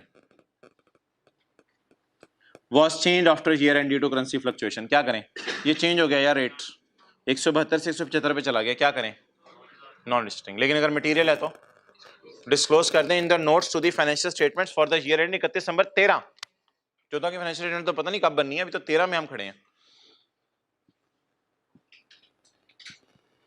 ओके यार, बिरयानी में आपकी नजर किस चीज पे होती है? आलू कीमे में, कीमे पे नजर होती है। आलू वाले नान में, अच्छा आलू पे नजर होती है। अच्छा, अब आप मुझे ये बता दें कि शेयर होल्डर अगर कोई इन्वेस्टमेंट्स करे किसी कंपनी में और मिसाल के तौर पे लॉन्ग टर्म के लिए किए हैं, उसकी नजर किस पे होती है? Dividend pay. उसकी नजर किस पे होती है? डिविडेंड। प्रॉफिट्स पे तो तब नजर होती है ना भाई भाई, वो एक हमने कंसोलिडेशन पढ़ी थी, उसमें तो हमने पढ़ा था अगर 50% से ऊपर खरीद लो तो प्रॉफिट दूर की बात, उसकी सेल, कॉस्ट ऑफ सेल पे हमारी नजर होती है, और अगर एसोसिएट खरीद लो उसके प्रॉफिट्स पे नजर होती है हमारी। लेकिन अगर ऐसे ही हमने किसी कंपनी के 1-2% शेयर खरीदे हैं, ना हमारी सब्सिडरी बनी ना हमारी एसोसिएट बनी, ऐसे 1-2% किसी कंपनी के शेयर खरीद लिए हैं, तो हमारी नजर उसके किस पे होगी? सिर्फ डिविडेंड पे नजर होगी। समझ आ गई ये बात? अच्छा, क्या किसी को पता है कि जो प्रॉफिट्स हैं जिसको हमने फाइनल डिविडेंड कहा था, अगर ये 31 दिसंबर 13 का साल है और ये 1 जनवरी 13 को शुरू हुआ, तो इस साल के प्रॉफिट्स आपको पता है ऑडिटर्स वगैरह यहां कहीं जाके फाइनल करेंगे, और जब ऑडिटर्स इसके प्रॉफिट यहां फाइनल करेंगे फरवरी में जाके, मार्च में जाके, तो उस बुनियाद पर फाइनल डिविडेंड अनाउंस करेंगे डायरेक्टर्स, और जब अनाउंस कर देते हैं ना तो ऑब्लिगेशन बन जाती है। थोड़ा सा IAS 37 भी अब हमें पता है, जब अनाउंस कर देते हैं ऑब्लिगेशन बन जाती है, फिर वो अवॉइड नहीं हो सकती। डिविडेंड देना लीगल ऑब्लिगेशन, याद रखिएगा, कभी भी नहीं है, लीगल ऑब्लिगेशन नहीं है। कंपनीज को मजबूर नहीं कर सकता कोर्ट के डिविडेंड दें, कंपनी कहेगी है ही नहीं पैसे, कहां से डिविडेंड दें। लेकिन अगर अनाउंस कर दिया तो फिर आप मान जाएंगे, फिर आप मारे जाएंगे, फिर आपको डिविडेंड देना ही पड़ेगा जो मर्जी हो। क्लियर? क्योंकि अनाउंसमेंट्स रिवर्स नहीं हो सकती। तो फाइनल डिविडेंड अनाउंस कर दिया डायरेक्टर्स ने, लेकिन आपको याद है इसे हम फाइनल डिविडेंड 13 कहते थे, और ये फाइनल डिविडेंड क्या किसी को याद है कि ये नॉन एडजस्टिंग इवेंट होता था, क्योंकि इसको हम 13 में आके रिकॉर्ड नहीं करते थे। किसी को याद है 13 का फाइनल डिविडेंड 14 के साल में रिकॉर्ड होता है? तो बताएं 13 का इंटरिम डिविडेंड 13 में एडजस्ट होता है, 13 का फाइनल डिविडेंड अनाउंस भी 14 में होता है और रिकॉर्ड भी 14 में होता है। Is it so? अच्छा, तो एक बात याद रख लें पहले, रूल ऑफ थंब, कि final dividend non adjusting event है। क्या? फाइनल डिविडेंड इज अ, लेकिन एक छोटी सी चेंज करने लगा हूं, इसमें यह नहीं है कि मटेरियल है तो डिस्क्लोज करें, इमटेरियल है तो डिस्क्लोज ना करें, यूजर की नजर इस बोटी पे होती है। ये डिस्क्लोज करना बाइंडिंग है, चाहे मटेरियल अमाउंट है डिविडेंड की, चाहे इमटेरियल। तो वो जो कल से हम बातें बार बार पढ़े थे ना, नॉन एडजस्टिंग इवेंट अगर मटेरियल हो तो डिस्क्लोज कर दो, तो अगर पेपर में सवाल आ जाए एमसीक्यूज में, कोई ऐसा नॉन एडजस्टिंग इवेंट बता दें जो मटेरियल है या इमटेरियल है, फिर भी डिस्क्लोज करना है, वो डिविडेंड है, वो डिविडेंड है। और डिविडेंड में क्यों यूजर इतने इंटरेस्टेड होंगे? उसी पे तो उनका घर का खर्चा चल रहा होगा सारा। तो फाइनल डिविडेंड के बारे में दो चीजें बताएं। नंबर 1, ये एडजस्ट नहीं होता इस साल, बल्कि अगले साल जाके इसकी एंट्री होती है, और दूसरी बात डिस्क्लोज करना लाजमी है। अच्छा, ये भी फाइनल अकाउंट आएगा ना, तो उसमें हम देखेंगे डिविडेंड में कभी आप कैश दे देते हैं और कभी आप थोड़े से शेयर दे देते हैं।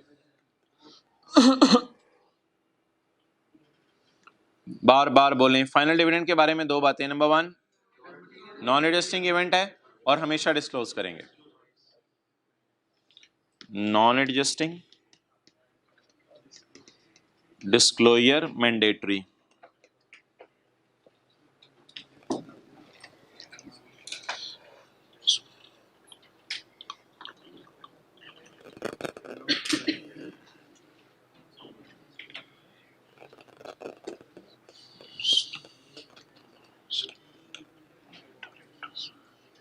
Disclosure mandatory.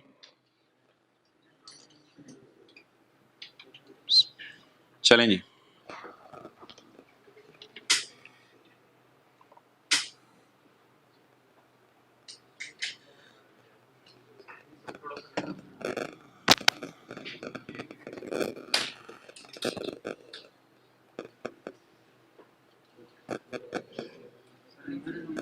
हाँ जी।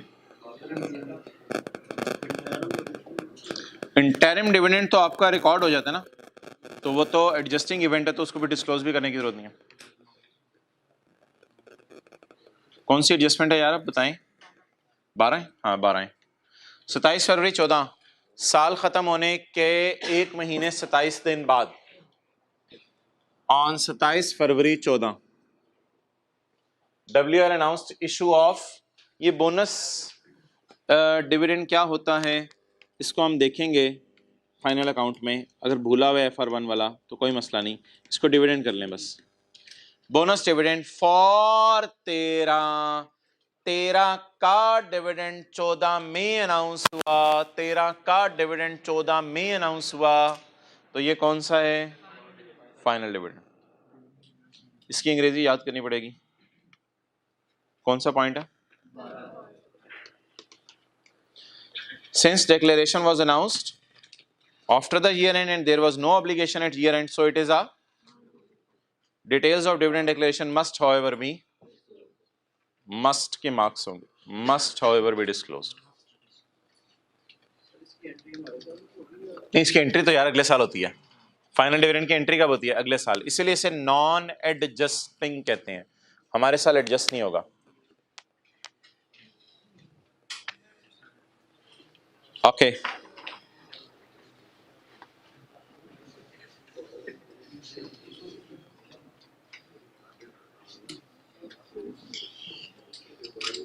एक अजीब सा करना है, अजीब सा पॉइंट, अजीब सा, ये जरा पढ़े 15 पढ़े।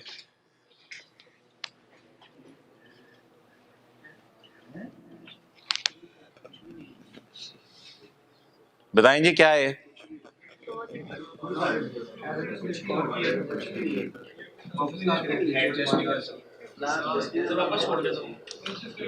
मेरा सवाल है, इसको एडजस्ट करना है 13 के अकाउंट्स में, 13 के अकाउंट्स में एडजस्ट करना है।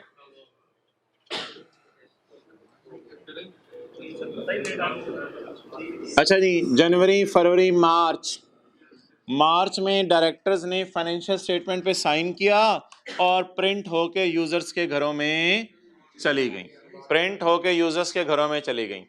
ओ जाके अप्रैल में पता चला, अप्रैल में हमें पता चला, क्या पता चला, on 23 April 14 we came to know that 3 million के मोबाइल जो कि नवंबर 13 में चोरी हुए थे, ये 31 दिसंबर 13 को हमारे स्टॉक में पड़े, हमारे मुताबिक स्टॉक में हमने शो कर दिए थे, लेकिन वो पता चला कि वो तो नवंबर में चोरी हो गए थे।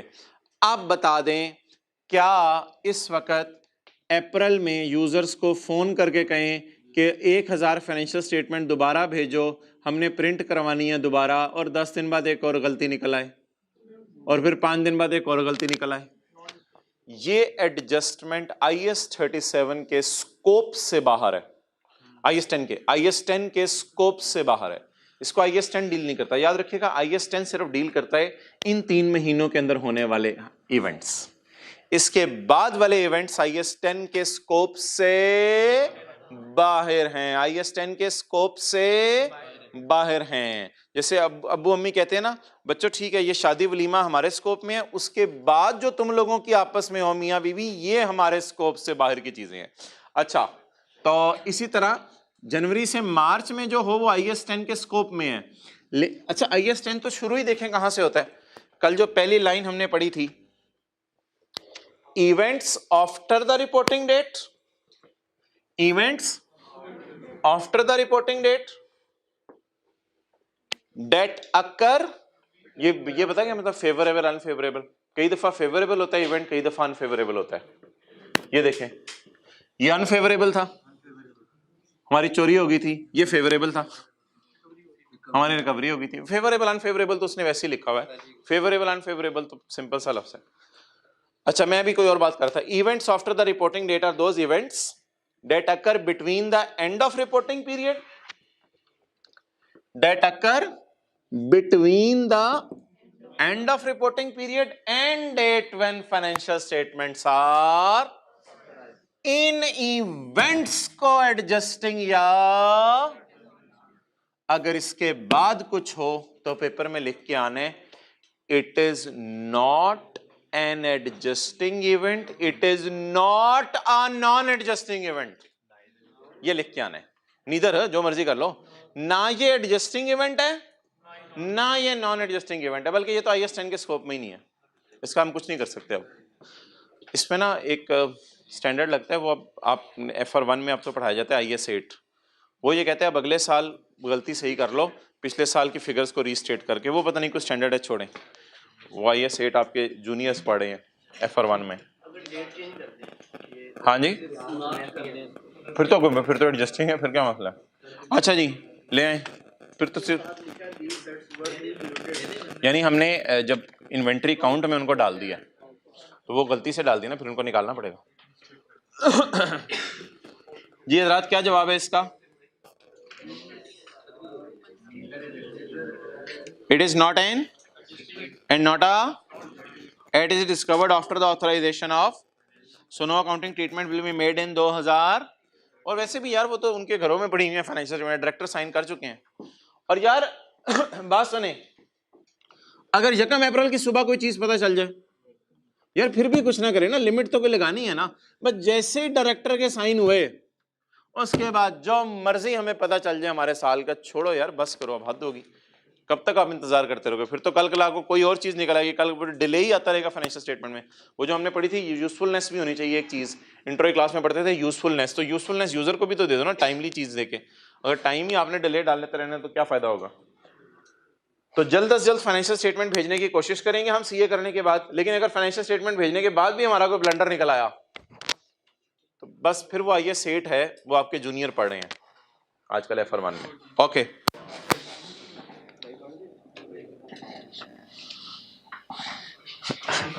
अच्छा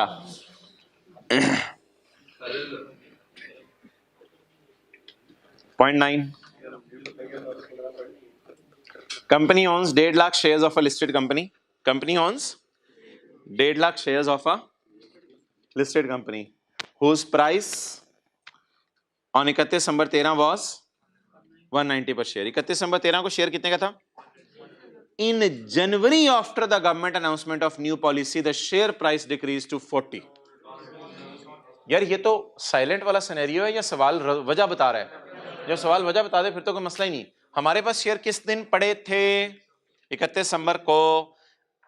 जब अगला महीना आया तो प्राइस गिर गई, गिरने की वजह जनवरी में गवर्नमेंट का अनाउंसमेंट। तो it relates to circumstances that arose या that existed, however if the amount is material it will be disclosed in the notes to the financial statement for the year ended 31 December 2013।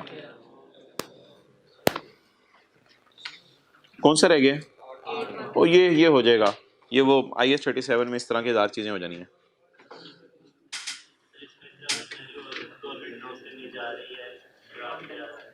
हाँ अगर virtually certain हो तो फिर आप कर दो उसको, कोई मसला नहीं। अच्छा यार ये ना कुछ एग्जांपल्स हैं पेज 30 पे स्टैंडर्ड की, इनको जरा याद कर लें। ये पेपर में एज इट इज आ रही हैं, एडजस्टिंग की और नॉन एडजस्टिंग की। ये पेज नंबर है किताब का 30। जी बिल्कुल, कुछ एडजस्टिंग की मिसालें और कुछ नॉन एडजस्टिंग की। अच्छा चले मैं आपसे पहले ज़बानी पूछता रहता, मैं इस तरह नहीं करूंगा कि पहले ये वाली 6 आपसे पूछ लूं ताकि आपको पता चल जाए आप तो एडजस्टिंग ही पूछ रहे हैं, और फिर ये वाली पूछ लूं कि नॉन एडजस्टिंग ही पूछ रहे हैं, तो हंसते में बीच बीच में से कोई चीज़ पूछूं। तो मेरे सवाल का जवाब देते रहें खुद सोच के।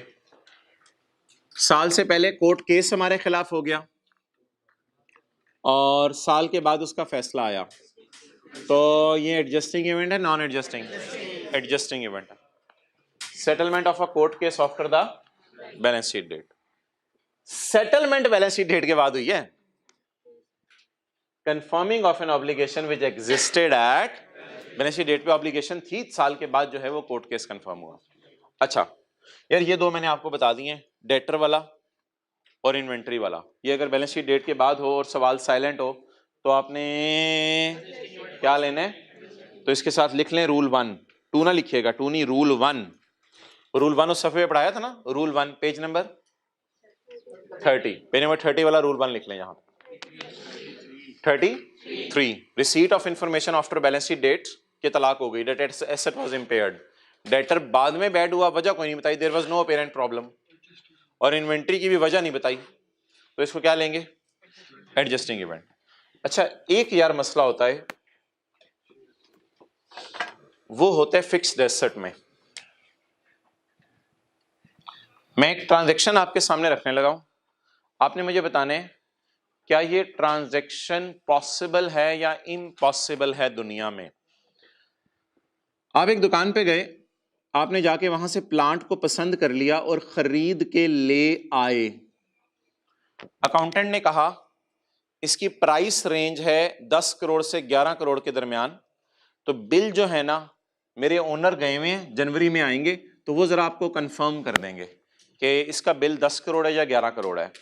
आप क्या ऐसा प्लांट बाय करेंगे दिसंबर में? क्या ये ट्रांजैक्शन दुनिया में पॉसिबल है?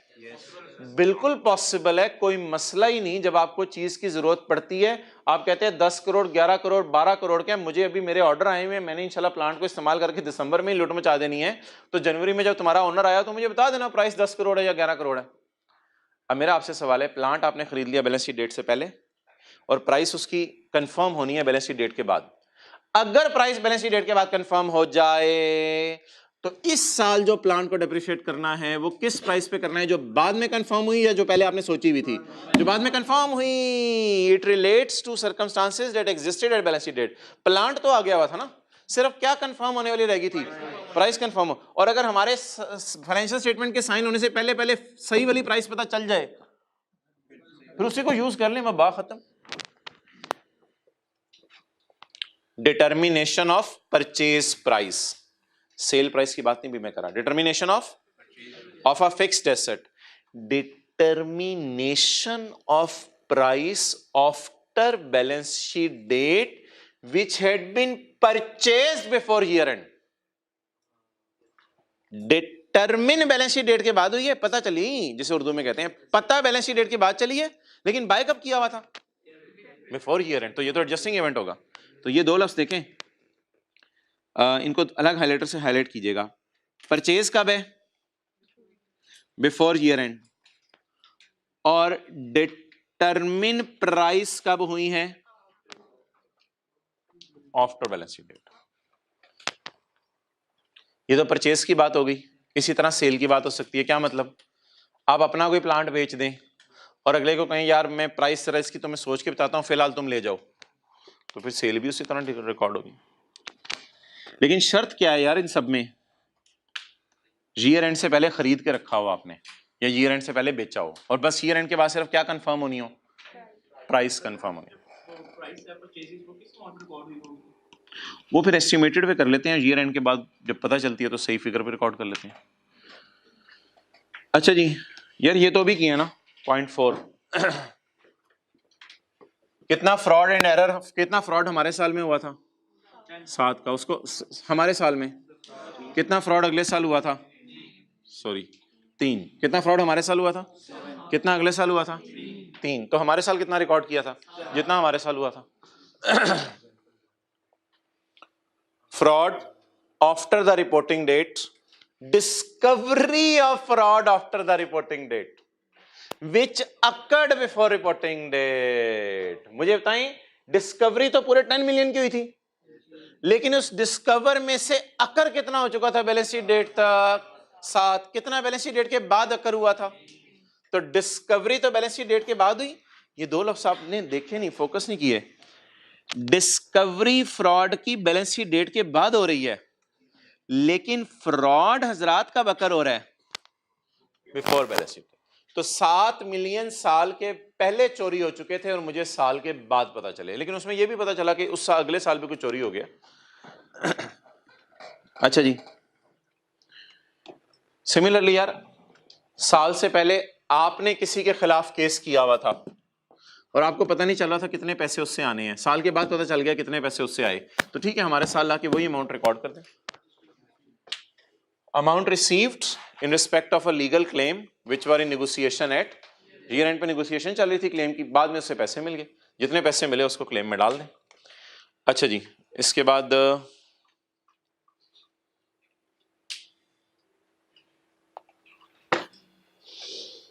ओके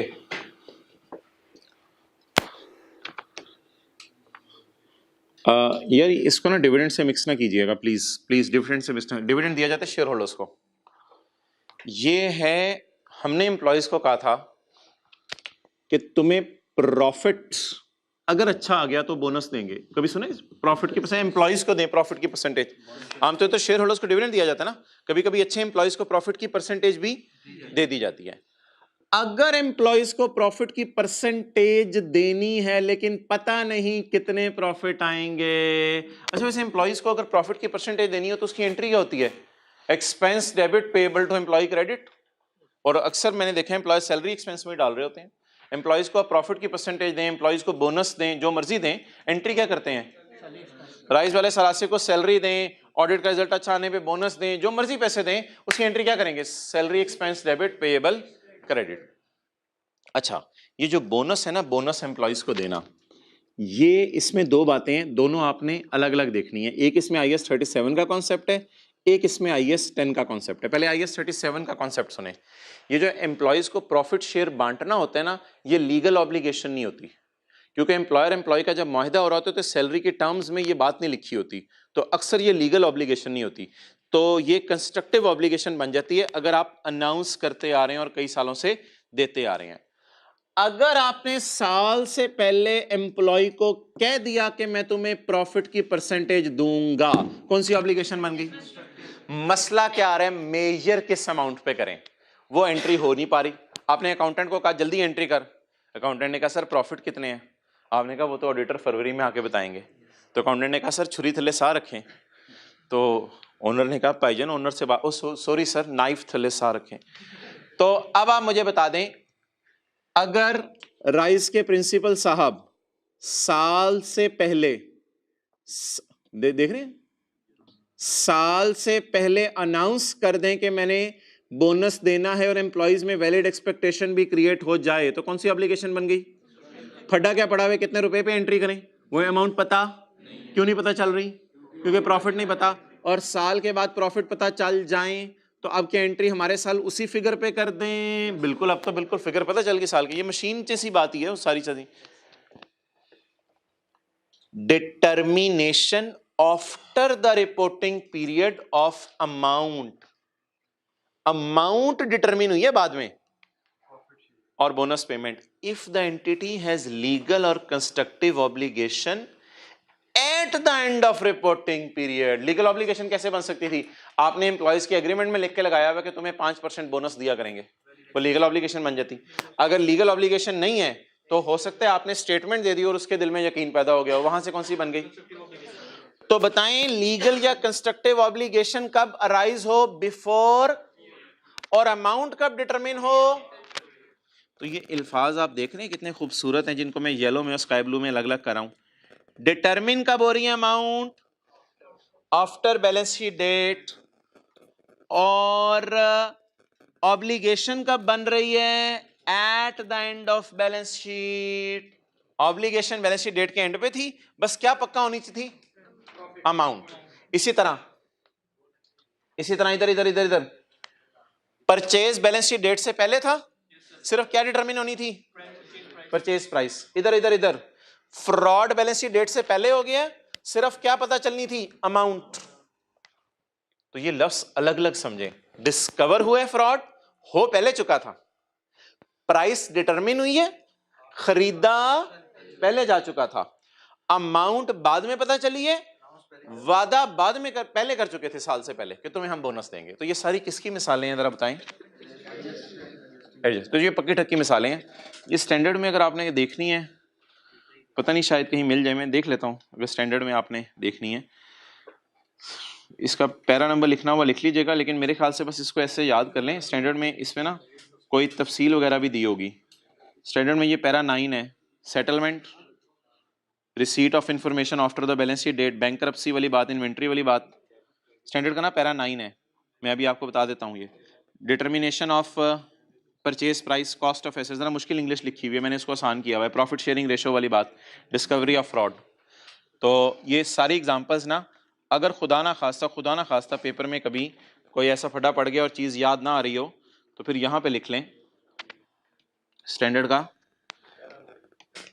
पैरा 9 IS 10 का। तो ये किसकी मिसालें हो गई जी? एडजस्टिंग इवेंट की। अब अगली मिसालें कौन सी? नॉन एडजस्टिंग इवेंट की। अच्छा, मुझे ये बता दें, आपने इन्वेस्टमेंट्स के बारे में मैंने एक रूल बताया, रूल नंबर 2। वो क्या रूल है? अगर हमारे साल के एंड पे इन्वेस्टमेंट्स पड़ी हुई थी और साल के बाद मैंने उन इन्वेस्टमेंट्स को सस्ता बेच दिया तो उसे क्या कहना है हमेशा? तो सबसे पहले कौन सी मिसाल आई? Fall in value of investments after balance sheet date. It normally reflect condition that arose after the balance sheet date. अच्छा जी, यार ये तो सादा सी बात है, ऐसी स्टैंडर्ड ने पागल बनाया हुआ। सादा सी बात है, पीटीसीएल ने सब्सिडरी को 1 फरवरी को खरीदा तो 31 दिसंबर को कंसोलिडेशन करेगा? भाई कौन सी कंसोलिडेशन करना है, सब्सिडरी है ही नहीं आपके पास, तो ये बताने की बात ही फजूल। Acquisition of major subsidiary after year end. अगर हाँ मटेरियल है तो डिस्क्लोज कर दें, वो आपकी मर्जी है। अगर आपने अच्छी खासी को बड़ी सब्सिडरी खरीदी है डिस्क्लोज कर दें, लेकिन ये इन एनी केस क्या है? Non adjusting event. अच्छा, इधर बताएं, साल से पहले रिस्ट्रक्चरिंग अनाउंस कर दी तो एडजस्टिंग इवेंट, और अगर साल के बाद अनाउंस की तो non adjusting event. Announcement after year end of a restructuring. Next, हुकूमत ने फरवरी में आपका प्लांट कब्जे में ले लिया। बोले एडजस्टिंग इवेंट, नॉन एडजस्टिंग। फरवरी में प्लांट कब्जे में ले लिया, और अगर नवंबर में प्लांट कब्जे में ले लिया। Destruction of a plant fixed asset after reporting date. Destruction तो होता है आग लग जाना।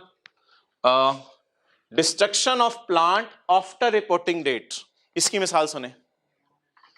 चोरी ऑफ, मिलती जुलती, चोरी of cash after balance sheet date, ये भी तो नॉन एडजस्टिंग था ना। तो इसी तरह destruction of plant after balance sheet date. लेकिन डिस्ट्रक्शन ऑफ प्लांट बिफोर हो चुका होता और पता बाद में चलता, डिटरमिन इधर होता, हो पहले चुका होता, फिर एडजस्टिंग। ये तो आग ही कब लगी है, हुकूमत ने कब्जा कब किया है? तो ये सारे इवेंट्स क्या हैं? करेंसी रेट डॉलर बदल गया साल के बाद, नॉन एडजस्टिंग। 31 दिसंबर को डॉलर मेरे ख्याल से 72 रुपए का था, और 31 मार्च को कितने का हो गया था? 75 रुपए का। ये क्या होगा? डिविडेंड। फाइनल लिख लें प्लीज, इसको फाइनल लिख लें, फाइनल डिविडेंड। और वैसे लिखा हुआ है आफ्टर ईयर एंड वाला, आफ्टर ईयर एंड वाला फाइनल ही होता है। तो फाइनल डिविडेंड भी क्या होगा बोले? या नॉन एडजस्टिंग को करना क्या होता है? डिस्क्लोज करना होता है। इफ क्या क्या चीजें डिस्क्लोज करनी होती हैं? Nature of event and estimate of. लेकिन यार एक चीज बता दें मुझे, final dividend must be disclose. Final dividend disclose होना चाहिए, मस्ट बी डिस्क्लोज्ड। ये अगला सफा कौन सा है? अगला सफा छोड़ें, वो मेरी किताब में पता नहीं क्यों गायब हो गया। उससे अगले सफे पे आए, going concern.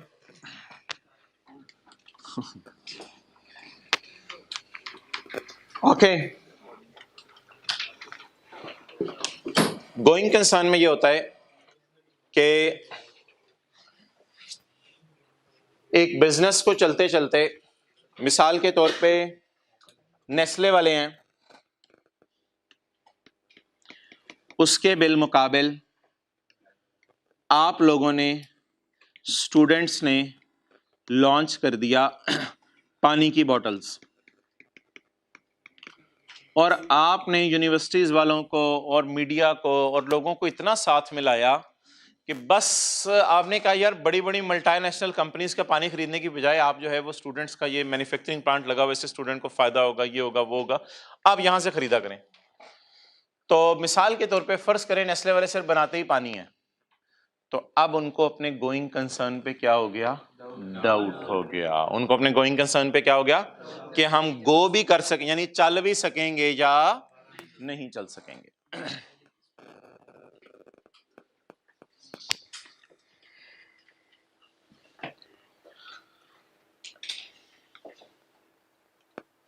If the entity is not a going concern, Nestle वालों ने क्या सोचा?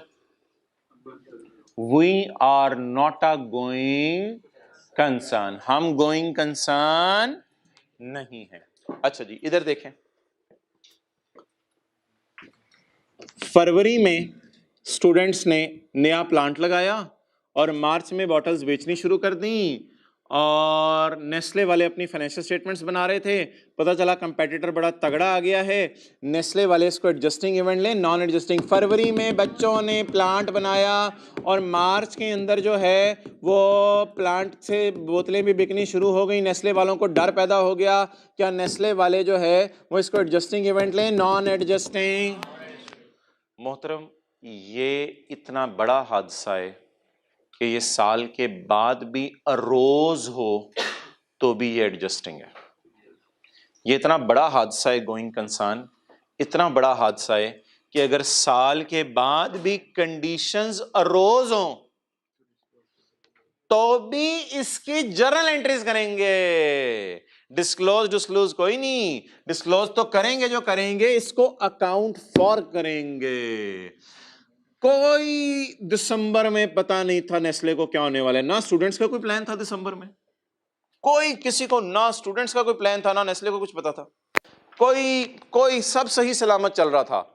लेकिन फरवरी में स्टूडेंट्स ने ऐसी चीज अनाउंस की कि मार्च में जाके नेस्ले सोचने पे मजबूर हो गया कि भाई मुझे कारोबार बंद करना पड़ेगा। आप बता दें, क्या यूजर्स को हम 31 दिसंबर वाली फाइनेंशियल स्टेटमेंट प्रॉपर तरीके से बना के दे दें, या हम इस तरह बना के दें कि अब हमारी चीजें बिकने वाली हैं और कारोबार बंद होने वाला है? अब हमारी चीजें बिकने वाली हैं और कारोबार बंद होने वाला है। तो बता दें, गोइंग कंसर्न ही अगर हिल के रह जाए, चाहे साल के बाद मसला राइज हुआ हो, तो भी इसको क्या कहेंगे? Adjusting event.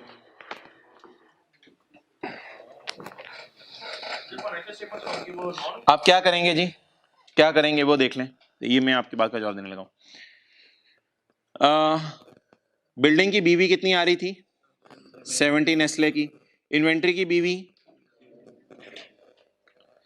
हमने हिस्टोरिकल कॉस्ट मॉडल पे चीजें रखी हुई थी और बस चलती आ रही थी।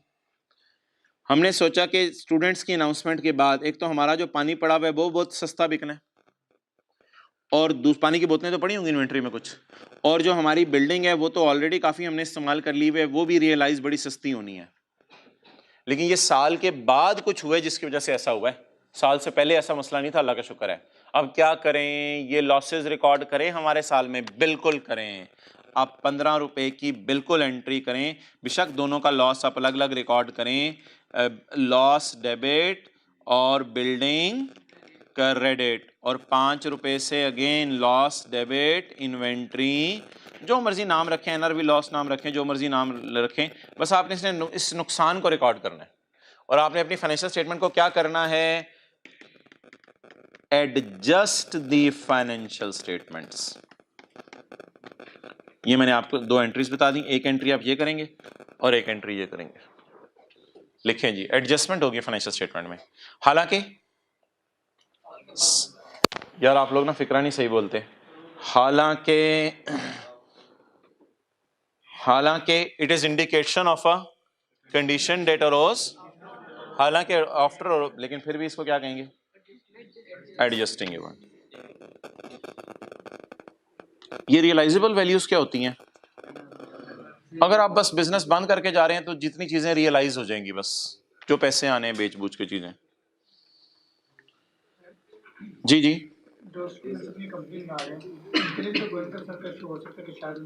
वो अपने ऊपर लगाएं अलग। अच्छा जी, आगे चलें।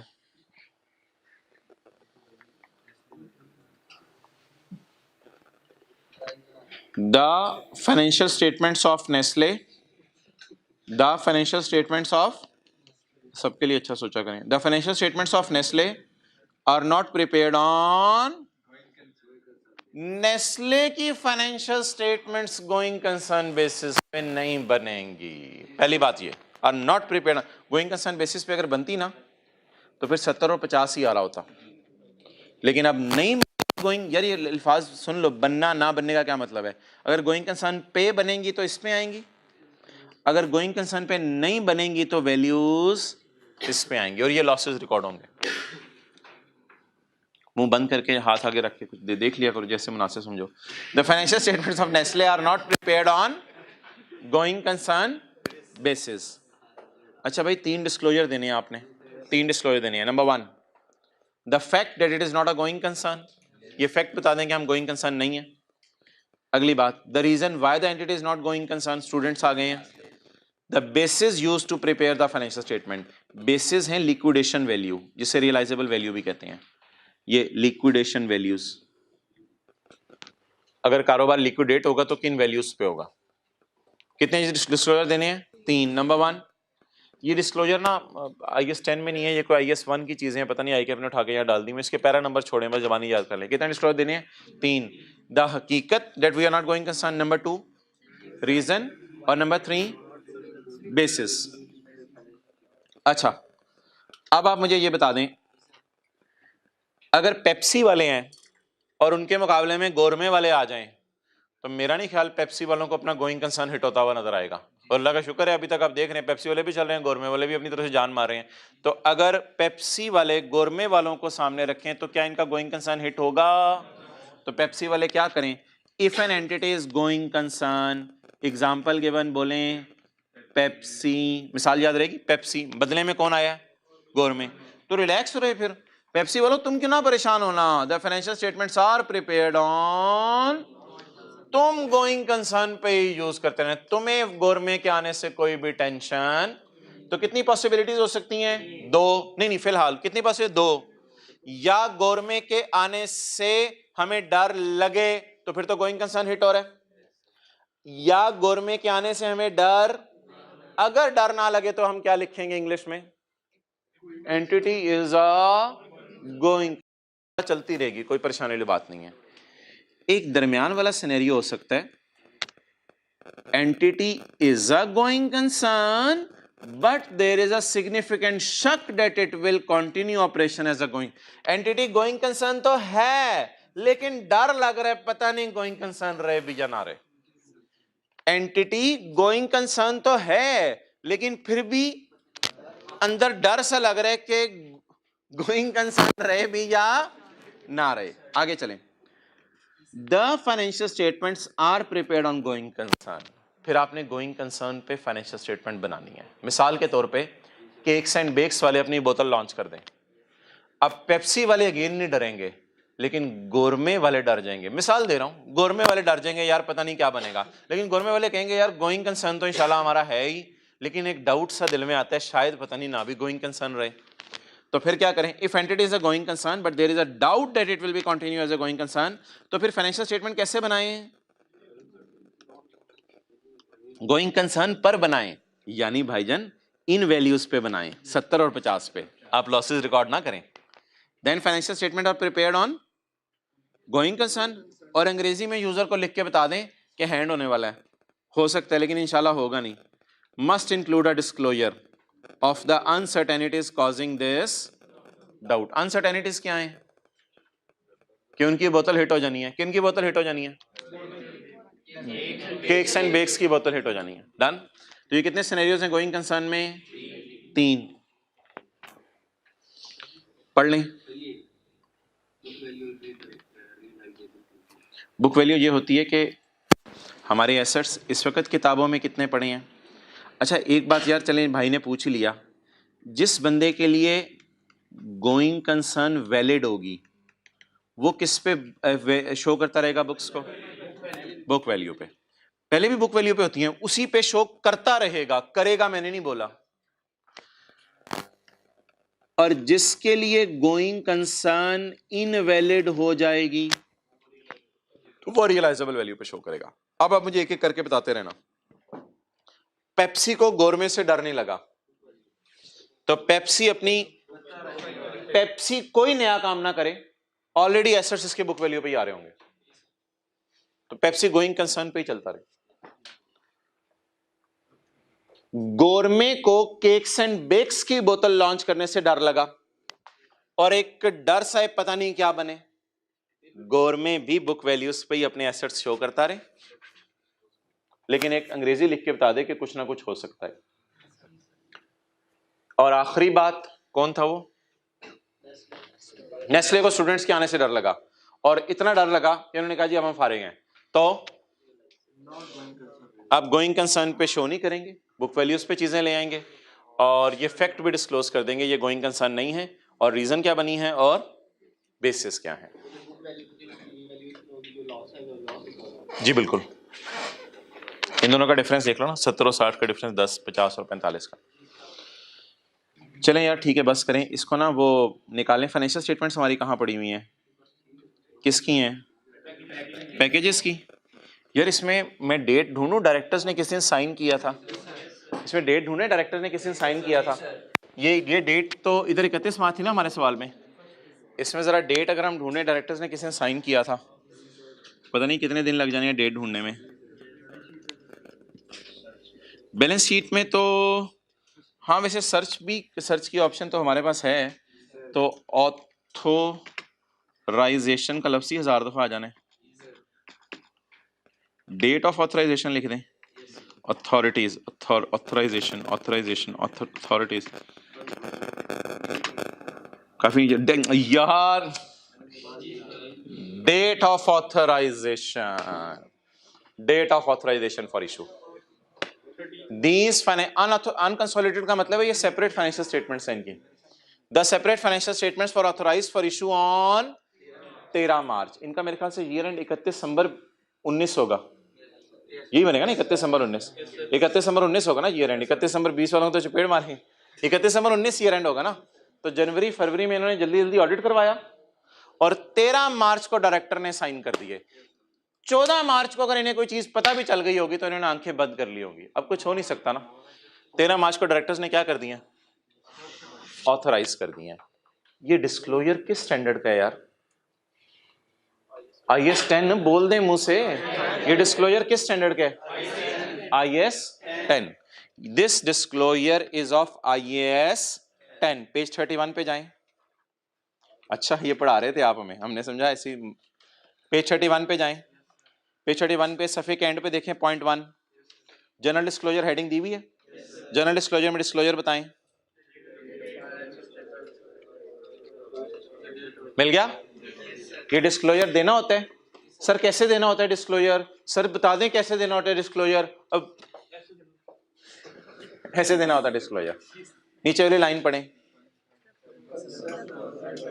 द पर्सन और persons who authorise the financial statements. ये अंडरलाइन कर लें। सर कहां से करें, हम कहां से करें, बोर्ड ऑफ, तो लिखें पर्संस के साथ किताब में, बोर्ड ऑफ डायरेक्टर्स। कौन ऑथराइज करते हैं जी, बोर्ड ऑफ डायरेक्टर्स। भाई जाते जाते IS 10 के 2 डिस्क्लोजर बता जाएं, जाते जाते IS 10 के 2 डिस्क्लोजर। एक डिस्क्लोजर कल मैंने पढ़ाया था, वो कहता मैंने नॉन एडजस्टिंग इवेंट का, वो नॉन एडजस्टिंग इवेंट का डिस्क्लोजर था। बल्कि मेरे ख्याल से तो काफी सारे डिस्क्लोजर हो गए हैं। अगर मैं जरा सोचूं, अगर नॉन एडजस्टिंग इवेंट हो तो उसका भी डिस्क्लोजर देना होता है। अच्छा एक और डिस्क्लोजर मैंने आपको आज पढ़ाया डिविडेंड का, वो मस्ट देना होता है, मस्ट देना होता है डिविडेंड का डिस्क्लोजर। 2 डिस्क्लोजर ये हो गए। एक डिस्क्लोजर मैंने आपको गोइंग कंसर्न के पढ़ाए हैं, ये गोइंग कंसर्न के डिस्क्लोजर हो गए। और चौथा डिस्क्लोजर ये मैंने आपको बताया है। इसमें 2 बातें हैं, number 1 date of authorisation of financial statements और किन लोगों ने हमारी फाइनेंशियल स्टेटमेंट्स ऑथराइज की। क्लियर। अब होमवर्क में आपको सिर्फ मैं ऑनरेस कॉन्ट्रैक्ट की 2 एडजस्टमेंट्स दे रहा हूं, ऑनरेस कॉन्ट्रैक्ट की 2 एडजस्टमेंट्स ट्राई आपने करके आनी है। पास पेपर क्वेश्चन नंबर 3.3 पेज 52, पास पेपर क्वेश्चन 3 का 3 और 2 का 2 हल्का फुल्का पढ़ लें या ट्राई करेंगे खुद पहले। ऑनरेस कॉन्ट्रैक्ट ट्राई कीजिएगा यार इसको, 2 का 2 और 3 का 3, जबरदस्त हो गया, बोलते जाएं। ठीक है।